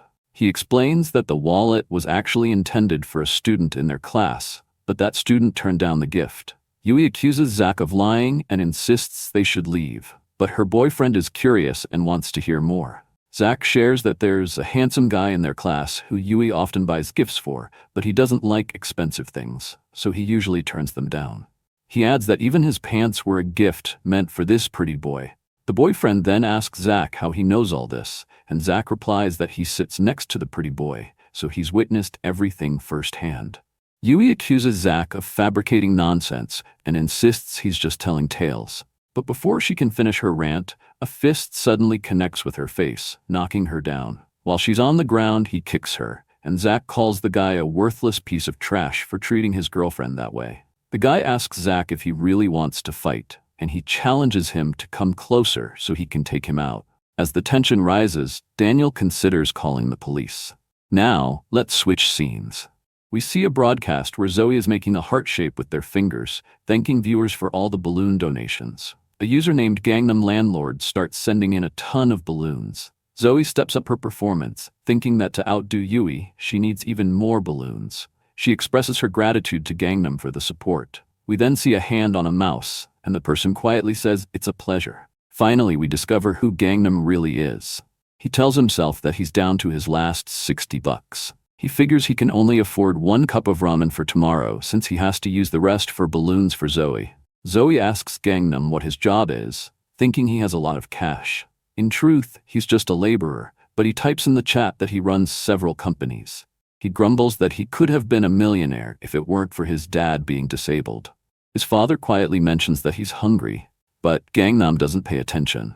Then, someone in the stream starts donating more balloons, so Gangnam keeps splurging on balloons, and Zoe thanks him for the 2,000 balloons. Zoe strikes a cute pose and says she wants to marry him for all the money he's given her. Gangnam gazes at his monitor and replies, "I love you," back to her. The camera zooms out, revealing the messy state of his room, while his father weakly mutters that he's still hungry, but Gangnam continues to ignore him. We're back at the convenience store, and the boyfriend motions for Zach to come closer. He assures Zach that he won't hit him, but as soon as Zach steps forward, the boyfriend throws a quick right jab. Zach doesn't flinch and the man takes a step back, feeling embarrassed at his attempt. The boyfriend taunts him, asking if he's scared, but before Zach can respond, he goes for another punch. This time, Zach doesn't even try to block. He just dodges it effortlessly and stares at the boyfriend with a blank expression. He turns to Yui and asks if she's close with Mira, to which she replies that they don't talk much. "Good," he says. "You didn't see me here today." The boyfriend then attempts his big move, but before he can even react, Zach lands a solid hit right on his face. He stands over the boyfriend and asks if getting punched hurts. The boyfriend gets back up and tries again, but Zach just keeps hitting him again and again. Daniel watches in awe at Zach's speed, wondering how he managed to dodge those punches in his new body. He notices Zach using a different punching technique, shifting his weight from one leg to the other as his arm swings out from the side. He twists his arm at a right angle and slams it into the side of the boyfriend's face, sending him crashing to the ground. As the guy lies there, groaning in pain, Zach steps in and tells him he needs to learn to respect women. No matter how they behave, hitting a girl is never okay, Zach insists. He then turns to Yui and asks her not to mention anything to Mira about what just happened. As he walks out, he glances at Daniel and tells him he doesn't owe him anything anymore. Meanwhile, Gangnam realizes he has spent all the money from his father's disability pension. He can't buy Zoe any more balloons now. Since she hasn't mentioned him in her stream lately, he starts to feel like she has betrayed his feelings for her, as he thought that they loved each other. He nervously chews on his nail, feeling a mix of anger and determination as he declares that he will never forgive her. To get back at her, he needs to track down her whereabouts. Just before Zoe ends her live stream, Gangnam captures a screenshot, noticing a sign with some words in the background. He begins to investigate every possible location one by one until he finally discovers the right spot. His cheeks flush as he imagines meeting his beloved Zoe and all the fun they could have together. After all, he reminds himself, he is Zoe's husband. Meanwhile, we see Zoe walking home from school with her backpack slung over her shoulder. She thinks about how she'll soon surpass Yui in viewers if she keeps up with her broadcasts. She's excited to show Daniel all the money she's made from streaming on Paprika TV. In the next scene, Gangnam is lurking in an alley, wearing a truly frightening expression. Zoe arrives home and calls out for her mom. She asks her where her laundry is. Zoe's mom replies that she hasn't seen it. Zoe thinks it's odd that her clothes seem to be disappearing all of a sudden. Meanwhile, we see Gangnam crouched at the end of the street, sniffing her underwear. He looks up with a creepy grin, imagining all the things he and his wife will do when they finally meet. Next, we shift to the convenience store where Daniel is lost in thought about his last conversation with Yui. He can't believe they are the same person.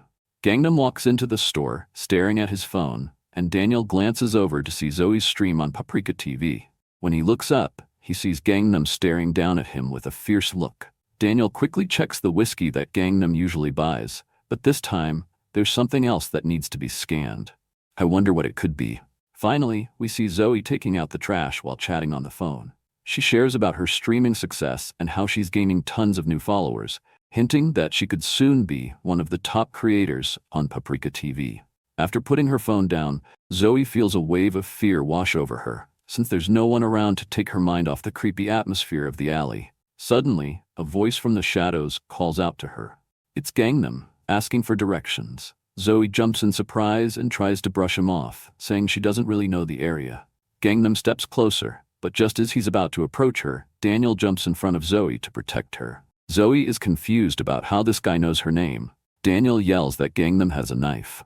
Gangnam swings the blade at Daniel, who feels the urge to run and hide, but he knows he has to protect Zoe. The knife gets dangerously close to his head. Just as he's about to get hit, he remembers Zach's fight with Yui's boyfriend. Zach had managed to block the guy's punches and then landed a hit right on the side of his face.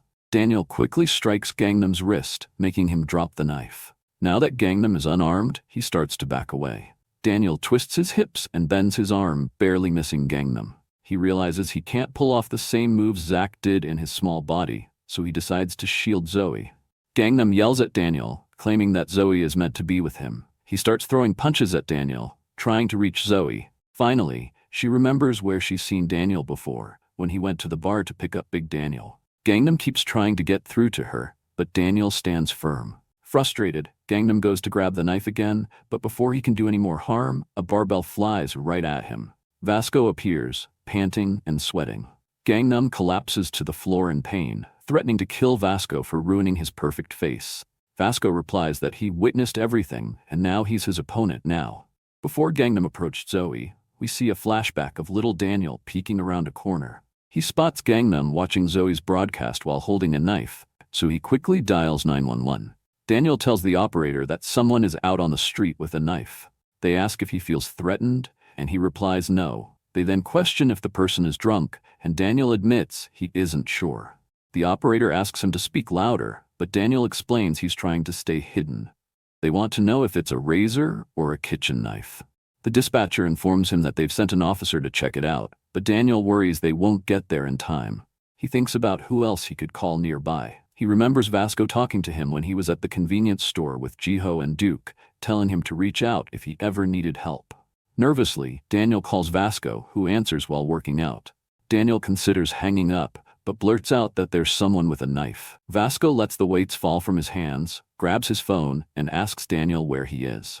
Just as Daniel is about to reply, Gangnam starts walking towards Zoe. Daniel drops the phone and yells at Zoe to be careful. Vasco shouts into the phone, trying to find out where Daniel is, but nobody can hear him.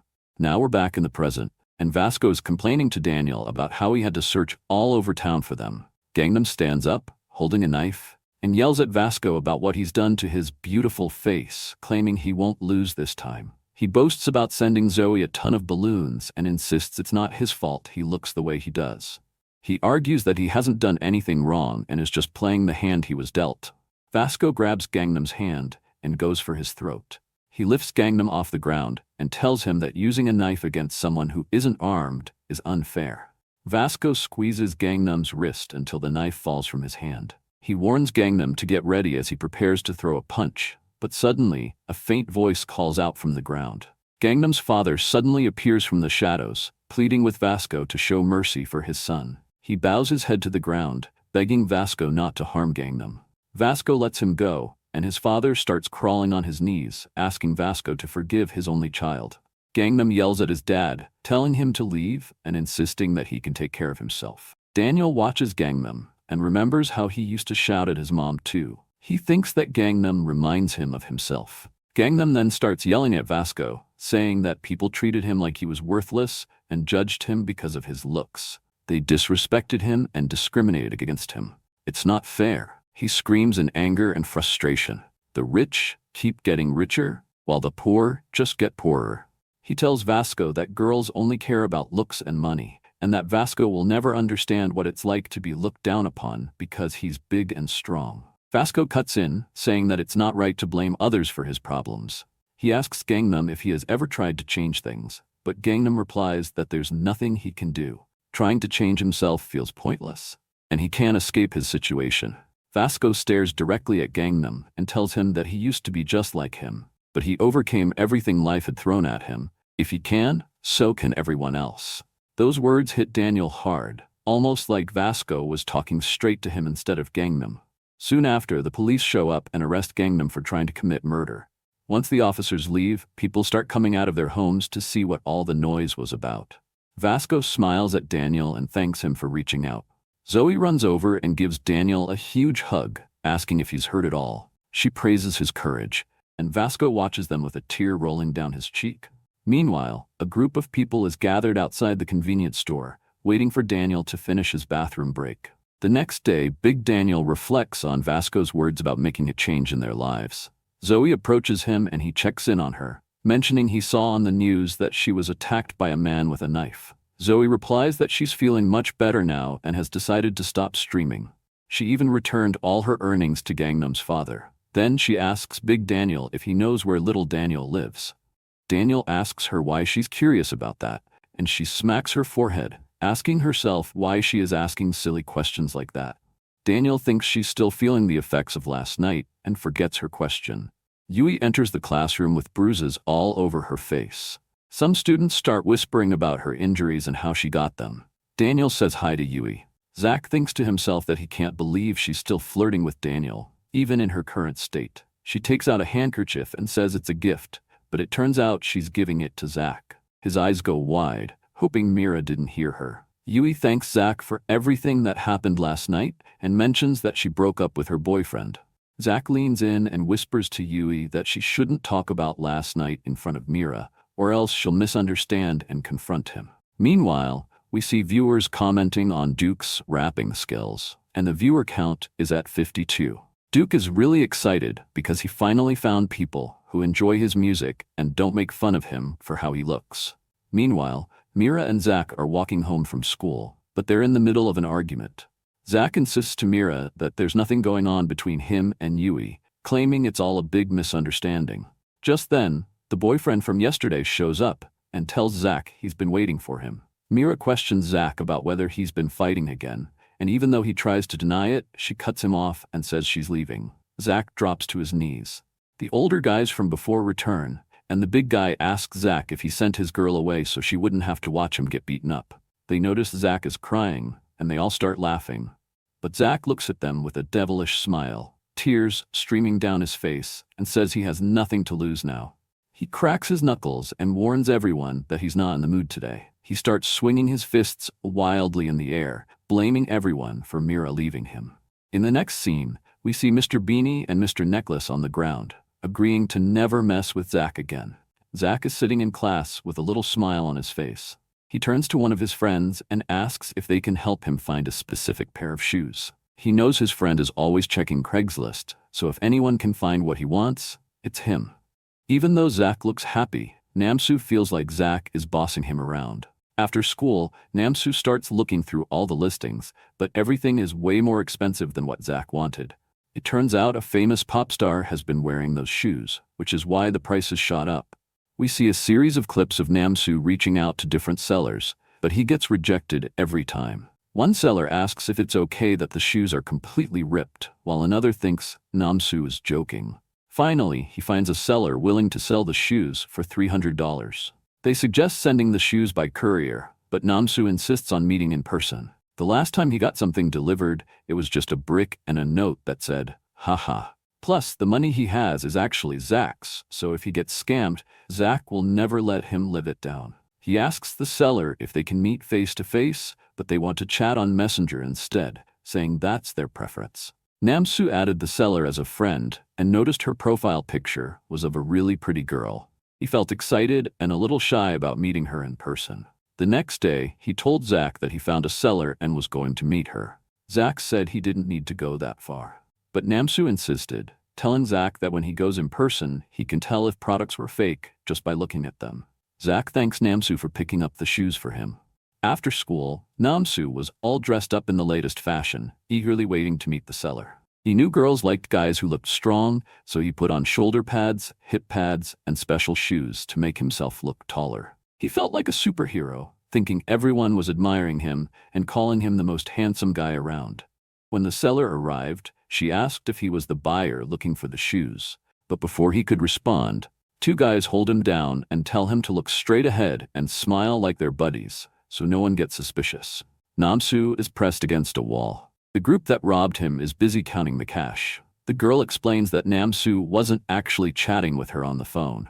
The guy counting the money was just using her picture as his profile. He says it's always the losers who fall for this kind of trick. The big guy warns Namsu that they have his address, name, school, and phone number. If he tries to tell the police, they'll know exactly where to find him and beat him up. Namsu looks down, thinking about how he'll tell Zach that he got scammed. As the gang gets ready to leave, Namsu pleads with them to give him back his money, saying the $300 belongs to a professional boxer. The leader looks at Namsu and asks if he really thinks he looks that easy to mess with. He steps closer, saying he'll show Namsu just how scary he can be. Namsu is covered in bandages and tells Zach that he got tricked out of his $300, which he was going to use for shoes. He worries that Zach might hit him again and wonders if he'll have to pay him back. Zach, feeling frustrated, thinks he should have gone with Namsu. "You must have been really scared. It's my fault," Zach says. Namsu starts to cry, saying he didn't do anything wrong and that it was his mistake for trusting the profile picture and going alone. Yui joins in and asks what's going on.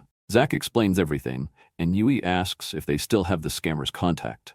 Namsu says he has their info on his phone and shows the profile picture. Everyone is shocked to see it's a girl, but Namsu explains he thought it was a girl too, until he got there and found other guys with her who robbed him.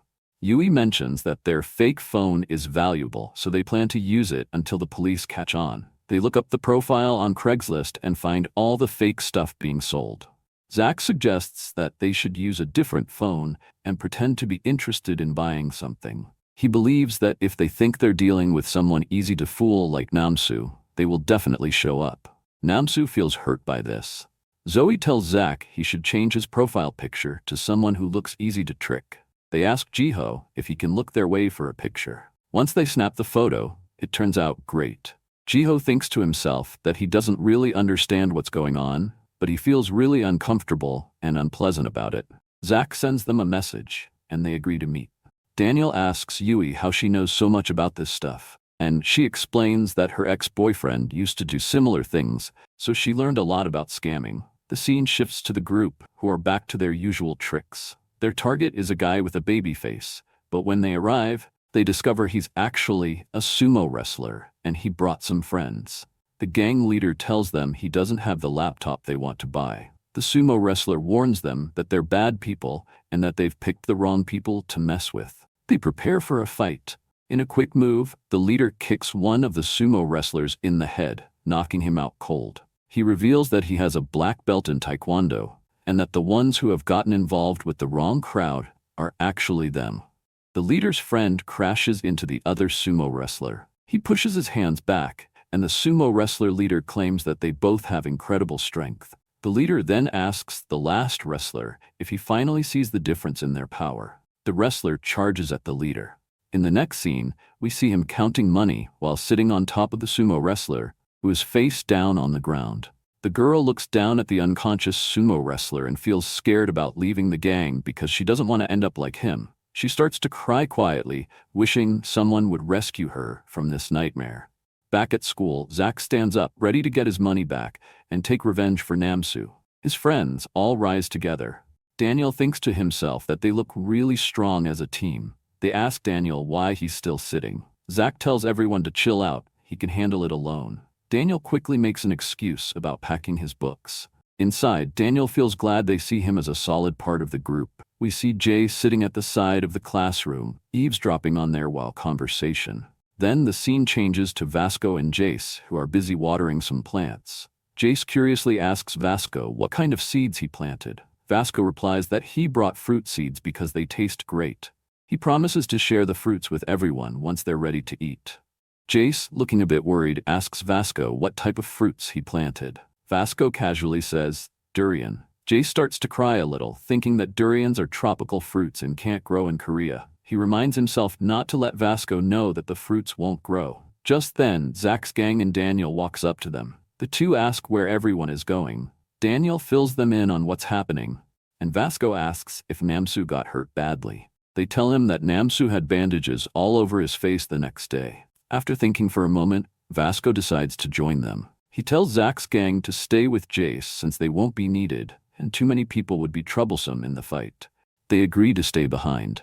Jace watches the three guys head off to get Zack's money back, and reassures himself that he doesn't need to worry about them because they're all strong. Finally, after school, we see the parking lot where Jay is getting ready to ride his motorcycle. I wonder where he's headed.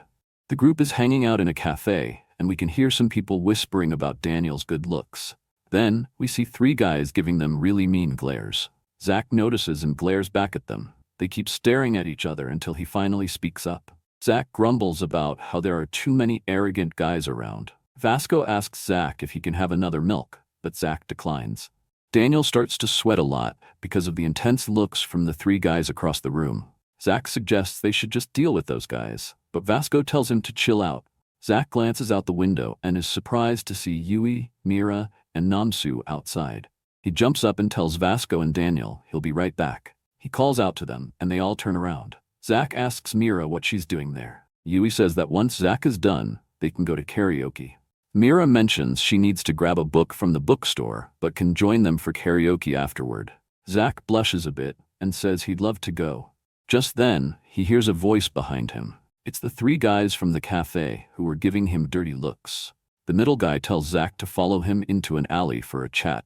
Zack tries to act cool, claiming they've mistaken him for someone else and that he's never met them before. The two guys with him are busy checking out the two girls by his side.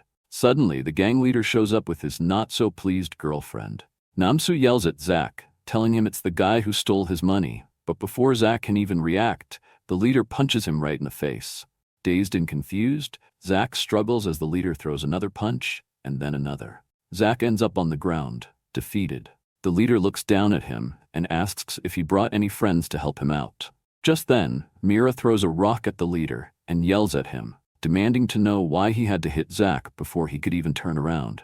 The leader thinks Mira is cute, and if his girlfriend Harry wasn't there, he could have had some fun with her. He then walks away, saying he has other things to do, and warns them to never show their faces to him again. Mira starts yelling at the top of her lungs, urging anyone to report them, hoping someone will hear and call the police. Zack grabs Mira's ankle and tells her to be quiet. He feels bad for her having to witness him getting hurt.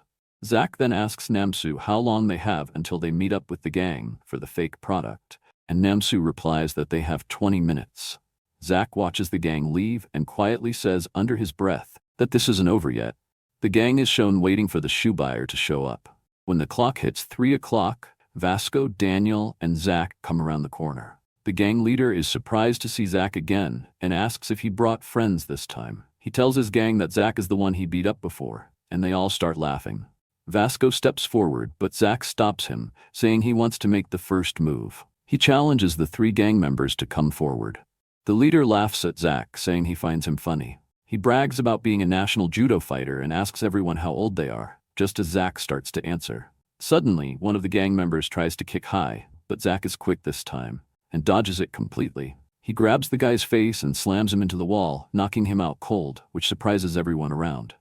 Zach then challenges the gang to send out their next fighter. He stumbles a bit, and Vasco notices that Zach is getting tired. Vasco asks for a turn, but Zach refuses, insisting he needs to finish what he started. Next up is the sumo wrestler, who thinks that if he can just catch Zach once, it will be game over for him. He tries to grab Zach but misses. He tries again and misses. On the 3rd try, he still misses. Zach keeps dodging all of the sumo wrestler's attacks.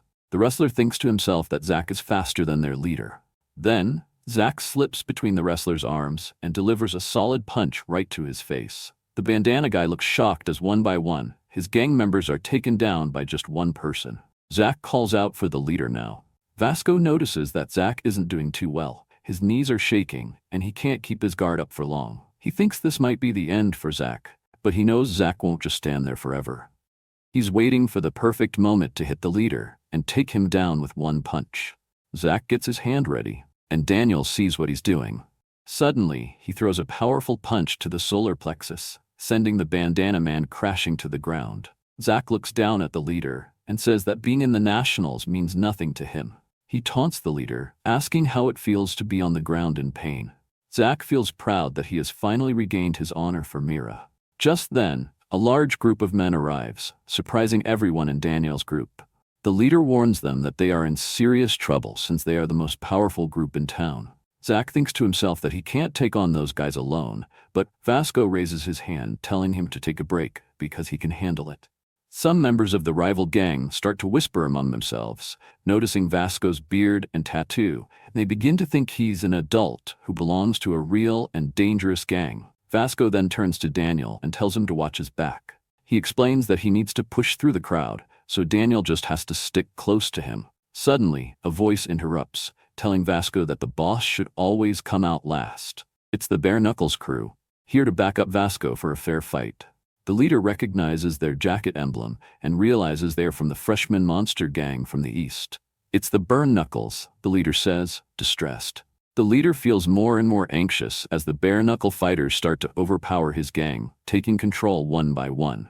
Vasco turns to Jace and asks how he knew he was there. Jace replies that their friendship allows them to communicate through telepathy. Vasco is touched by this, but the truth is, Jace just put a phone tracker on Vasco's device. Suddenly, a sumo wrestler sneaks up behind Vasco and threatens him, saying he'll crush his shoulders if he doesn't stop the fighting. Vasco quickly breaks free from the wrestler's grip and turns to face him. He places a hand on the wrestler's shoulder and starts to squeeze, causing the sumo wrestler to collapse in pain. The leader is shocked that their strongest fighter was taken down so easily. Just then, he gets a text saying that the rest of the gang has also been defeated. We switch scenes to Jay, who is smoking a cigarette.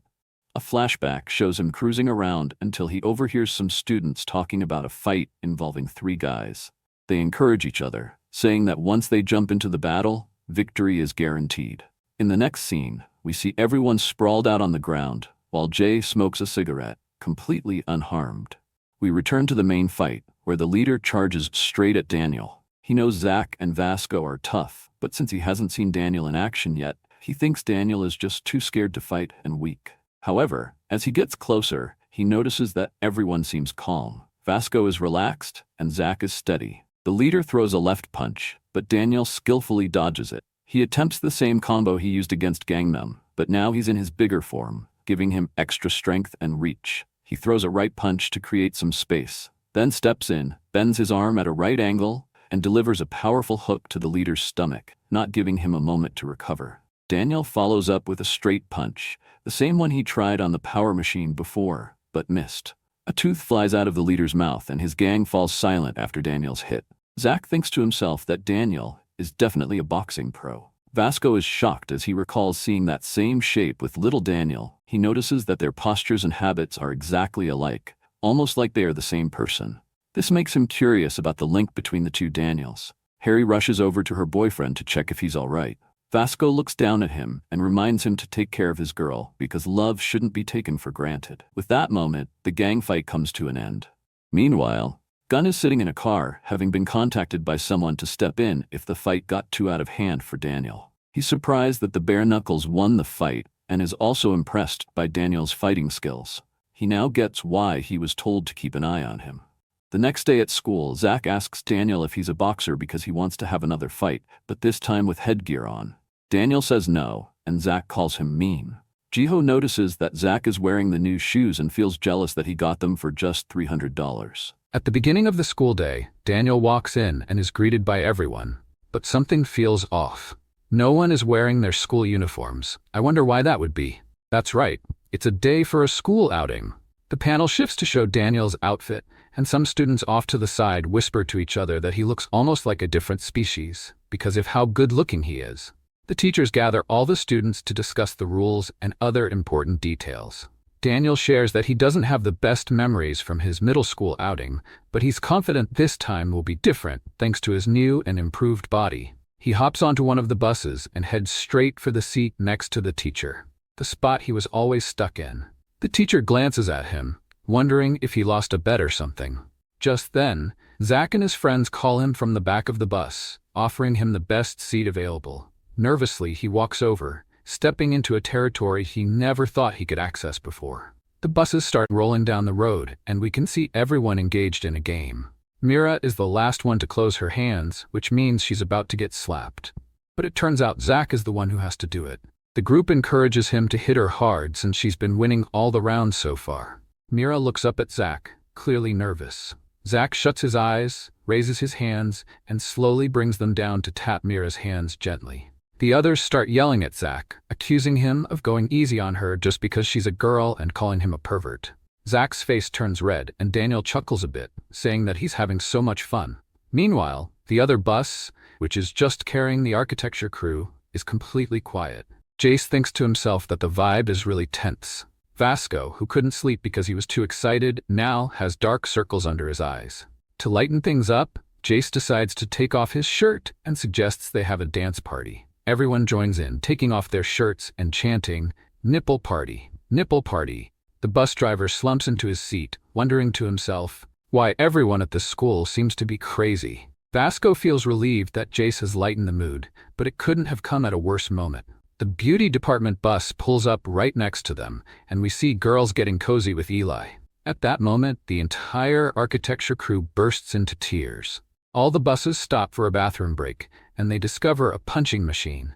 Zack is the first to take a swing and sets a new record of 892. Not long after, Vinjin steps up and surpasses Zack. "Did I just break your record, Zack?" Vinjin taunts.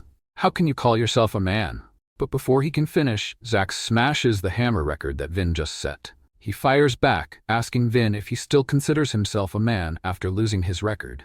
The two get in each other's faces, trading insults, but they soon get distracted when Vasco and Daniel notice the punching bag and hammer. In the next scene, Vin Jin and Zack watch as Daniel tears apart the punching bag, while Vasco demolishes the hammer machine. The duo heads to the bathroom, but they're interrupted by another guy whose stream is so powerful it's spraying everywhere. They ask the two guys how old they are with really scary looks on their faces, and the guys on the other side of the bathroom say they're 17. Zack teases them by calling them little babies, even though he's 17 too. The guy with the strong stream insults Vin Jin, saying that he wears clothes that rappers wear, but he's a fake rapper because he's never heard of him. They part ways, but agree that if they cross paths again, it's going to end in a big fight. Everyone gets back on the bus, and soon they arrive at their destination. Daniel yawns as he steps onto the pavement, but before he can take it all in, someone yells for everyone to line up. It's the camp instructors. Some of the girls whisper about how good-looking one of the instructors is, but they complain about the other one and hope they don't end up in his group. The attractive instructor greets everyone and tells them that for safety reasons, they'll need to check their bags. The 3-night, 2-day school camp has officially started. The instructors begin searching through their bags and discover a bottle of alcohol hidden inside a Pringles can. They also uncover a pack of cigarettes stashed in a sealed bag of chips. As a consequence, the instructors make everyone who had contraband do exercises as punishment. The attractive part-time instructor instructs everyone to put their bags away in their rooms and prepare for some games. We see a group of students engaged in a game where they have to pass a ball from one side to the other, using only a piece of pipe that each person receives. Jace looks over at them and rolls his eyes at their enjoyment of such a childish game. Meanwhile, Vasco watches the ball game with excitement, his eyes shining. In the next scene, the construction department is playing the game with intense focus, as if their lives depend on it, and Vasco is thrilled. They move on to another game where they must form groups based on the number called out by the instructor. When the number 3 is announced, Jace and Blondie cling to Vasco, while the guy who previously tried to challenge him gets eliminated. Vasco glances over and sees Li being embraced by 4 girls, and he can't help but feel a tear roll down his cheek. The talent show is about to start, and the bakery team is impressively chopping up fruits and veggies at lightning speed, leaving everyone in awe of their skills. Following that, the beauty department takes the stage for a group dance, twirling their hair as they move. Once the dance wraps up, Duke takes over the stage, delivering powerful lyrics that send the crowd into a frenzy over his rapping talent. Vin Jin can't help but feel a pang of jealousy. Meanwhile, Daniel thinks to himself how happy he is to have joined the school outing. After the talent show, it's time for lights out, and everyone needs to settle down for the night. Du guides everyone to a room where the 4 girls from the beauty department are still hanging out. Daniel glances at the alcohol and wonders if he'll be pressured to drink again. Zach announces that he has plans with someone else and invites Daniel to join him. The 4 girls are left surprised that the only 2 guys they were excited to chat with have suddenly disappeared. Zach knocks on a door and Mira appears. We see Daniel, Zach, and Jiho sitting on the floor, captivated by the green light Mira created by placing her phone under a 7-Up bottle. Yui then asks if anyone wants to play Truth or Dare or have a drink. Mira tells Yui that she's a lightweight, so she'll probably be the first to get drunk. Zoe jumps in to comfort Mira, mentioning that both Daniel and Zach are also lightweights. Jiho has started to drink for the first time. As the night goes on, it's clear that after the drinking game, everyone is completely wasted except for Mira, who hasn't had a drop of alcohol. Later, the instructors burst into the rooms, but everyone in Mira's room has already left, so they don't get caught. The only ones who face trouble are those in Du's room. We switch scenes to see Daniel in his original body running. Since he has some time off work, he's decided to go for runs while his other body sleeps to build up his stamina. He jogs past a convenience store where the owner is looking at his computer. The screen shows photos from school camp, featuring attractive girls in revealing outfits. The owner notices that all these posts are from the same person and starts to wonder who's been secretly taking these pictures.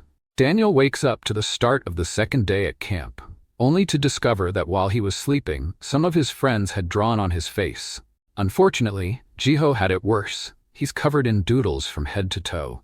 The first activity of the day is rafting, and we see the part-time instructor having a blast with Mira and another girl. They're clearly enjoying themselves, unlike the other raft, which has the shorter instructor. The group there looks frustrated and upset, wishing they could be with the more attractive instructor instead. The main instructor turns his gaze toward Mira, and she catches his eye, puzzled about why he's looking at her.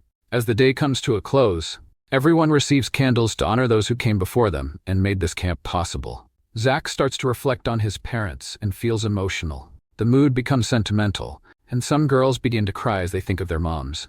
Mira looks up and notices the short instructor stealing another glance at her. It's lights out again, but the construction department has other plans. They're caught up in a wild pillow fight, and Jace invites Vasco to join in. In the next scene, we see the traitor being tossed out the door headfirst. Meanwhile, Mira and Zach are out for a nighttime stroll, chatting away. Daniel and Jiho are tucked in bed, and Daniel starts reminiscing about all the fun they've had at camp, excited that he gets to go home tomorrow. Over with the instructors, they're indulging in all the confiscated alcohol, arguing that it would be a shame to waste it, so they decide to enjoy it instead. The main instructor thinks to himself that they're all unprofessional for drinking while on duty. He announces that he's heading to the warehouse. No one gets me, he thinks to himself. I need to find her. When he opens the door, he finds the part-time instructor and Mira carrying boxes. The main instructor yells at him, questioning why he's with a student after hours. The part-time instructor casually explains that Mira was wandering alone, and as a consequence, she has to help him with the boxes. The charming instructor turns his back and assures her that once she's done helping, he'll send her back to her room to rest. The instructor suddenly seizes the moment and tackles him to the ground, throwing punches at the part-timer's face. Mira feels a rush of fear and confusion, unsure of how to react. Just then, the main instructor's phone slips from his pocket, and she catches a glimpse of a photo of herself undressing. Her eyes widen in shock, and she pushes the short instructor away. Furious, she demands to know why the main instructor has such pictures of her. Meanwhile, the part-timer starts to stomp on his senior, while Mira urges him to report the main instructor to the police. He turns to her, grateful for her help.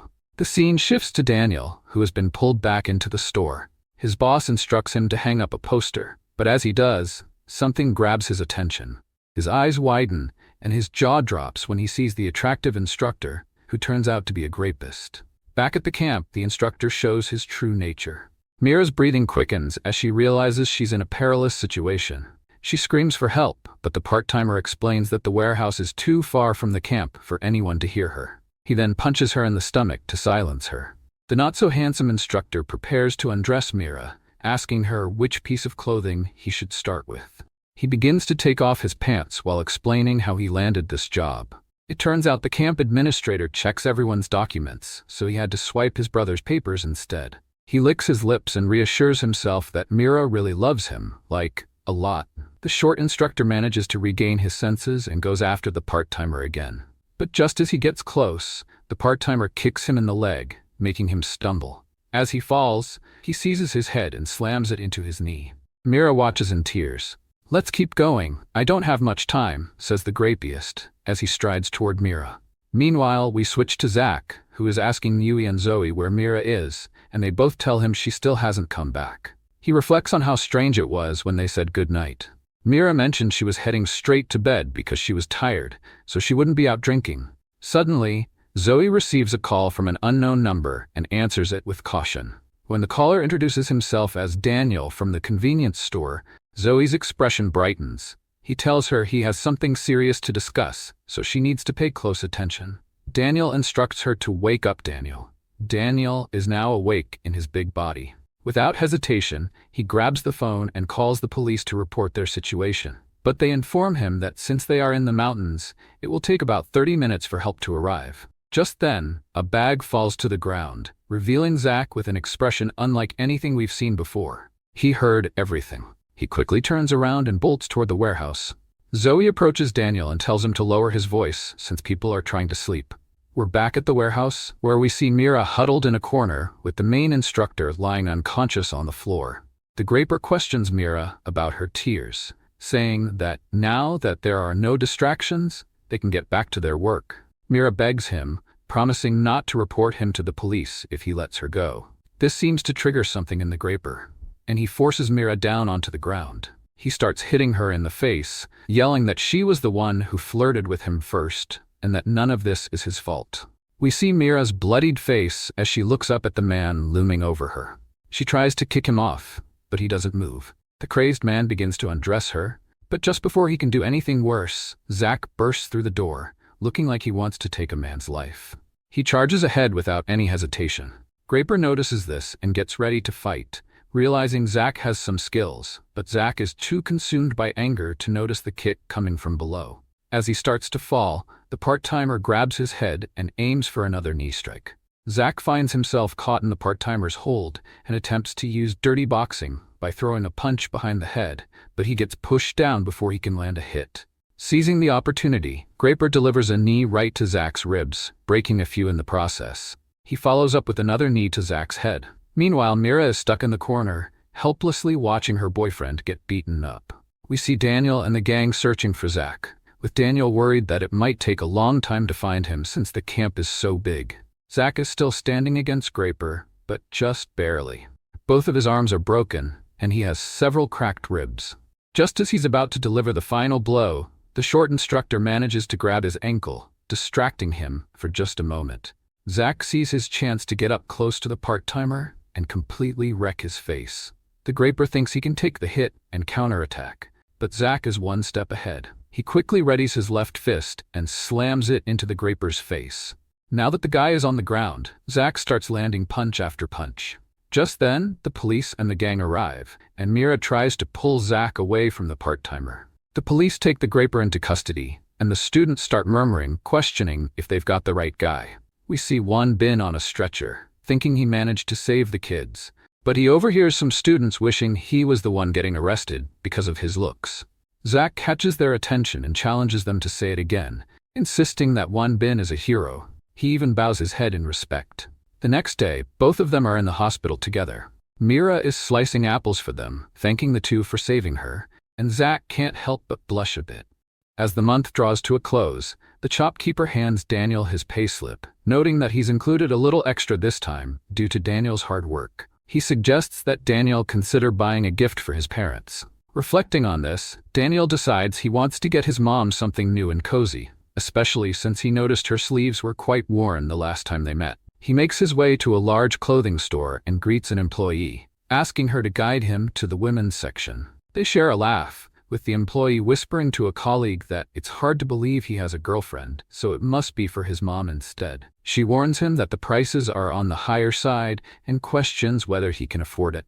Daniel thinks to himself that it's been a while since he's experienced this kind of treatment. Afterward, he boards a bus and greets a woman, informing her that he'll be sitting next to her. She grimaces, but begrudgingly shifts over. When the bus finally arrives at its stop, Daniel finds himself back in his old neighborhood. A wave of anxiety washes over him at the thought of possibly running into someone he knows, fearing he might get into trouble. Just then, he hears someone call his name. It's a former classmate who used to witness Daniel getting bullied regularly. He gestures for him to take a seat and have a conversation beneath the gazebo. He informs Daniel that after he left, Logan was extremely angry. The people that used to witness Logan's bullying has been steering clear of him, not wanting to become his next target. Daniel can't help but wonder why this classmate is suddenly being so friendly. They hadn't exchanged a word until now. As he glances down, he notices his classmate is busy typing on his phone. Daniel suspects he might be messaging Logan and his crew to come over. He tries to say that he's in a rush and needs to go, but just as his classmate tries to hold him back,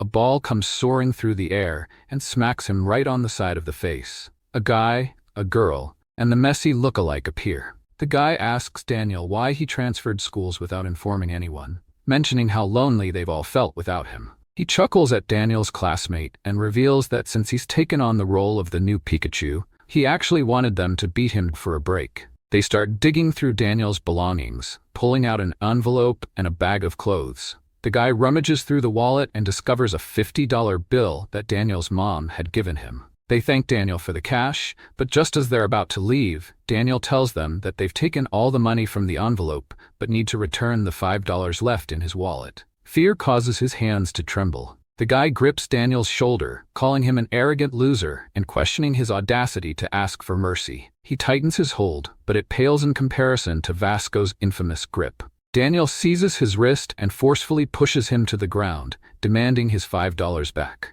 The guy is taken aback by Daniel's unexpected strength, wondering if he's been hitting the gym. The messy look-alike attempts a head kick, but Daniel remains unfazed. He catches the kick just before impact and throws him down as well. Daniel reflects that this is the first time he's been able to look down on someone after a fight. However, before he can enjoy the moment, he spots a very familiar figure entering the scene. Logan Lee, his arch-nemesis. He traps Pikachu and questions whether he fled because he didn't enjoy their time together. Daniel perceives Logan as a menacing figure, unable to meet his gaze and fixated on the ground. The guy starts kicking Daniel, demanding to know why he embarrassed him in front of his girlfriend. Logan glances at the cash in the envelope and praises him for the amount he has. He instructs Pikachu number 2 to take notes from Daniel and learn from him, as he doesn't make nearly as much. However, he warns that if he attempts to escape, he will track him down and end him. Logan informs Daniel that he'll allow him to graduate from being a Pikachu,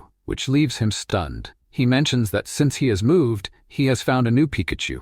"You can consider this a graduation gift," Logan adds, while counting the money in the envelope. He walks away, cautioning Daniel to keep his distance from his block, and waves a farewell. The girl also hands back the clothes. We shift scenes to find Jay on a phone call while soaking in the bath. The voice on the other end expresses regret for not being able to meet him again for Thanksgiving and suggests that Jay take a solo trip to clear his mind. After ending the call, he turns on the TV, where a reporter highlights Busan as an excellent vacation destination.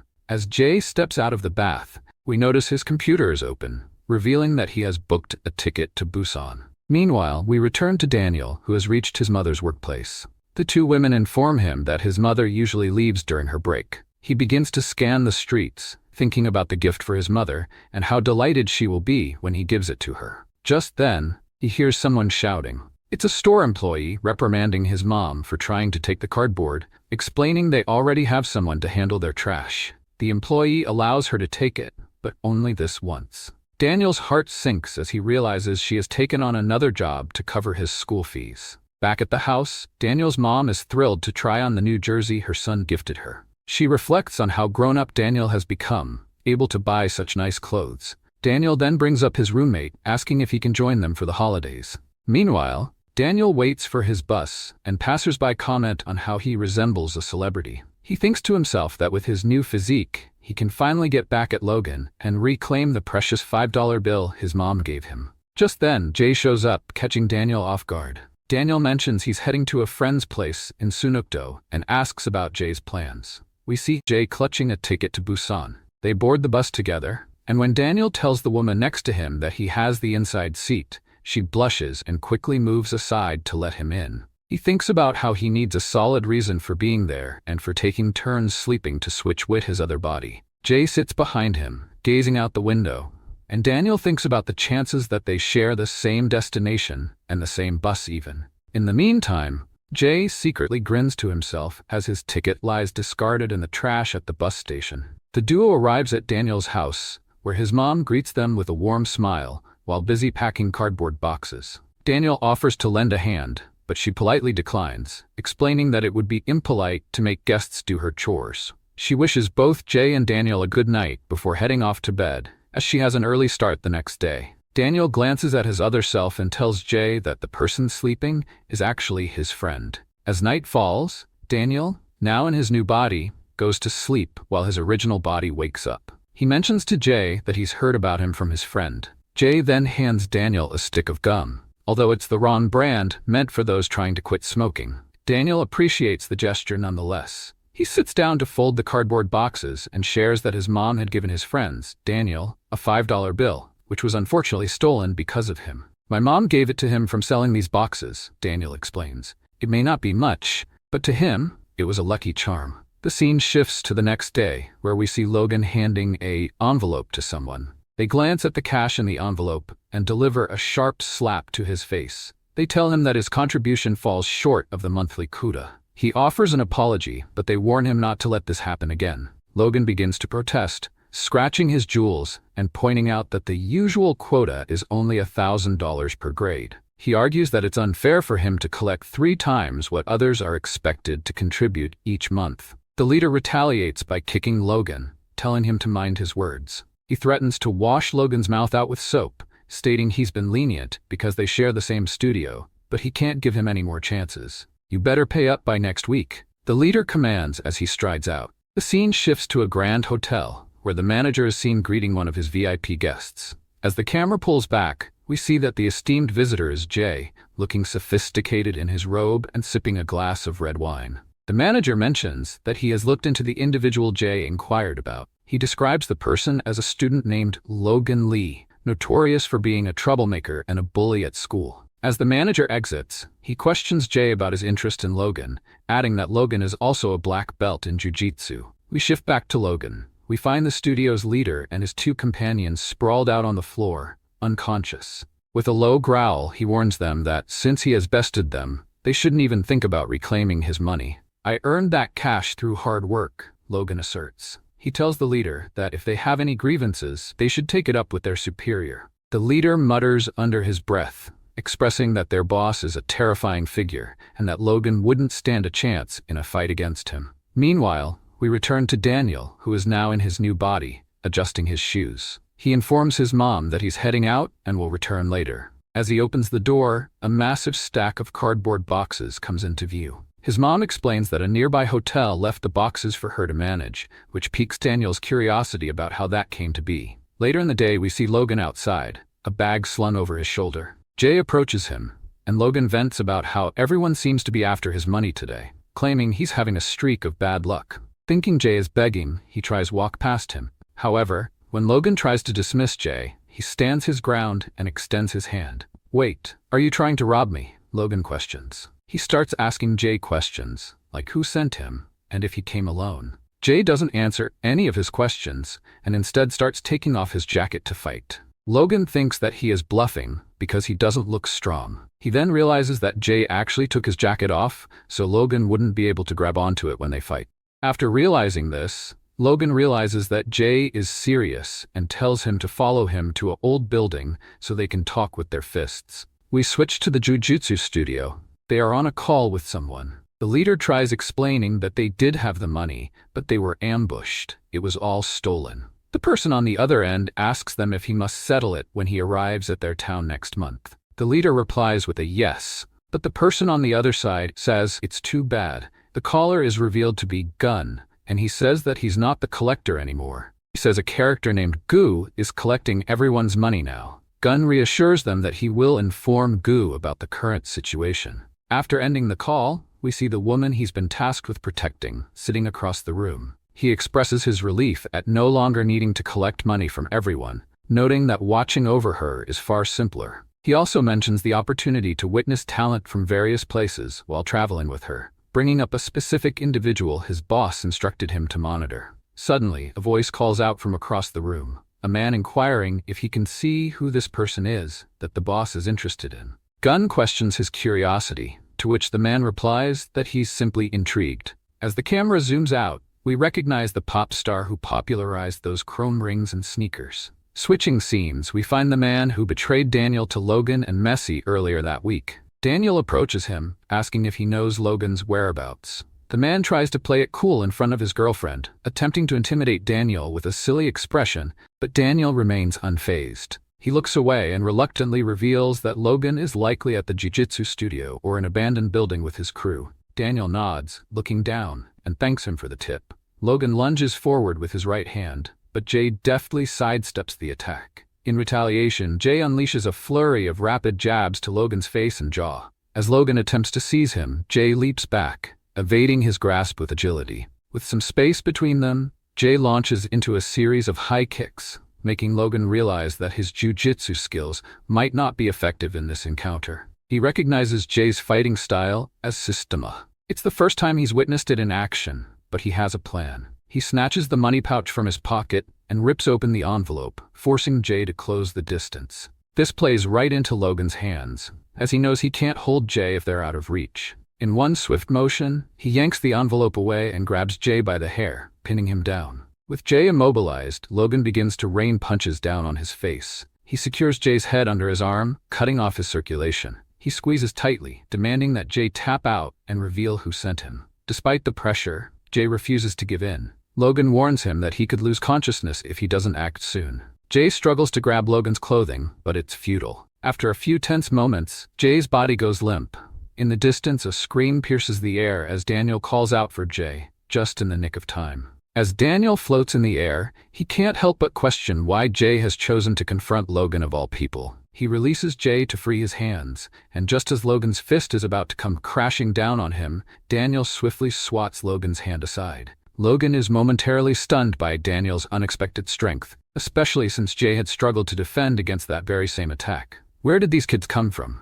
Logan wonders. He demands to know who Daniel is and who sent him. But the moment Daniel meets Logan's gaze, a rush of emotions floods back to him. Realizing he's at a disadvantage after his recent fight, Logan decides to call it quits. "Get out of here before I change my mind," he growls. Despite his new abilities, Daniel feels a deep-seated fear of Logan that leaves him nearly paralyzed. He feels a wave of relief wash over him at the thought of avoiding a confrontation. Jay, regaining consciousness, notices Daniel carrying him, and he asks if anything still hurts from their earlier skirmish. "It was just unfortunate timing to run into one of the toughest fighters in their town," says Daniel. Jay extends his hand, revealing Daniel's $5 bill nestled within. Daniel is taken aback and asks Jay how he managed to find his lucky charm, but Jay remains silent. "You took it back from Logan instead of me. I feel so ashamed," Daniel admits, clenching his teeth in frustration. Memories of his encounter with Logan flood his mind, and he realizes that while his body may have changed,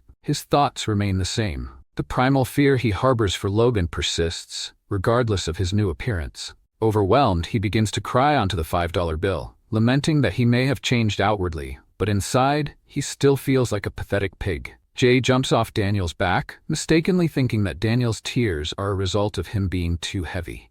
The following day, Daniel attempts to return a coat he bought for his mom, only to find that the store employees refuse to accept it due to a stain. "It was already there," he protests, but the two employees dismiss him. Daniel's mom, however, takes it in stride, saying the coat was too nice for her anyway. Just then, a booming voice interrupts, inquiring about the disturbance. The voice asserts that there is an important customer present, and they cannot afford any disputes. Daniel spins around, taken aback to find Jay impeccably dressed in a suit alongside the manager. Curious, Daniel approaches Jay and asks why he is there. Jay nods in response when Daniel wonders if he's taken on a part-time job. Daniel explains he's trying to return an item of clothing, but the staff is making it difficult. Hearing this, the manager and employees visibly tense up.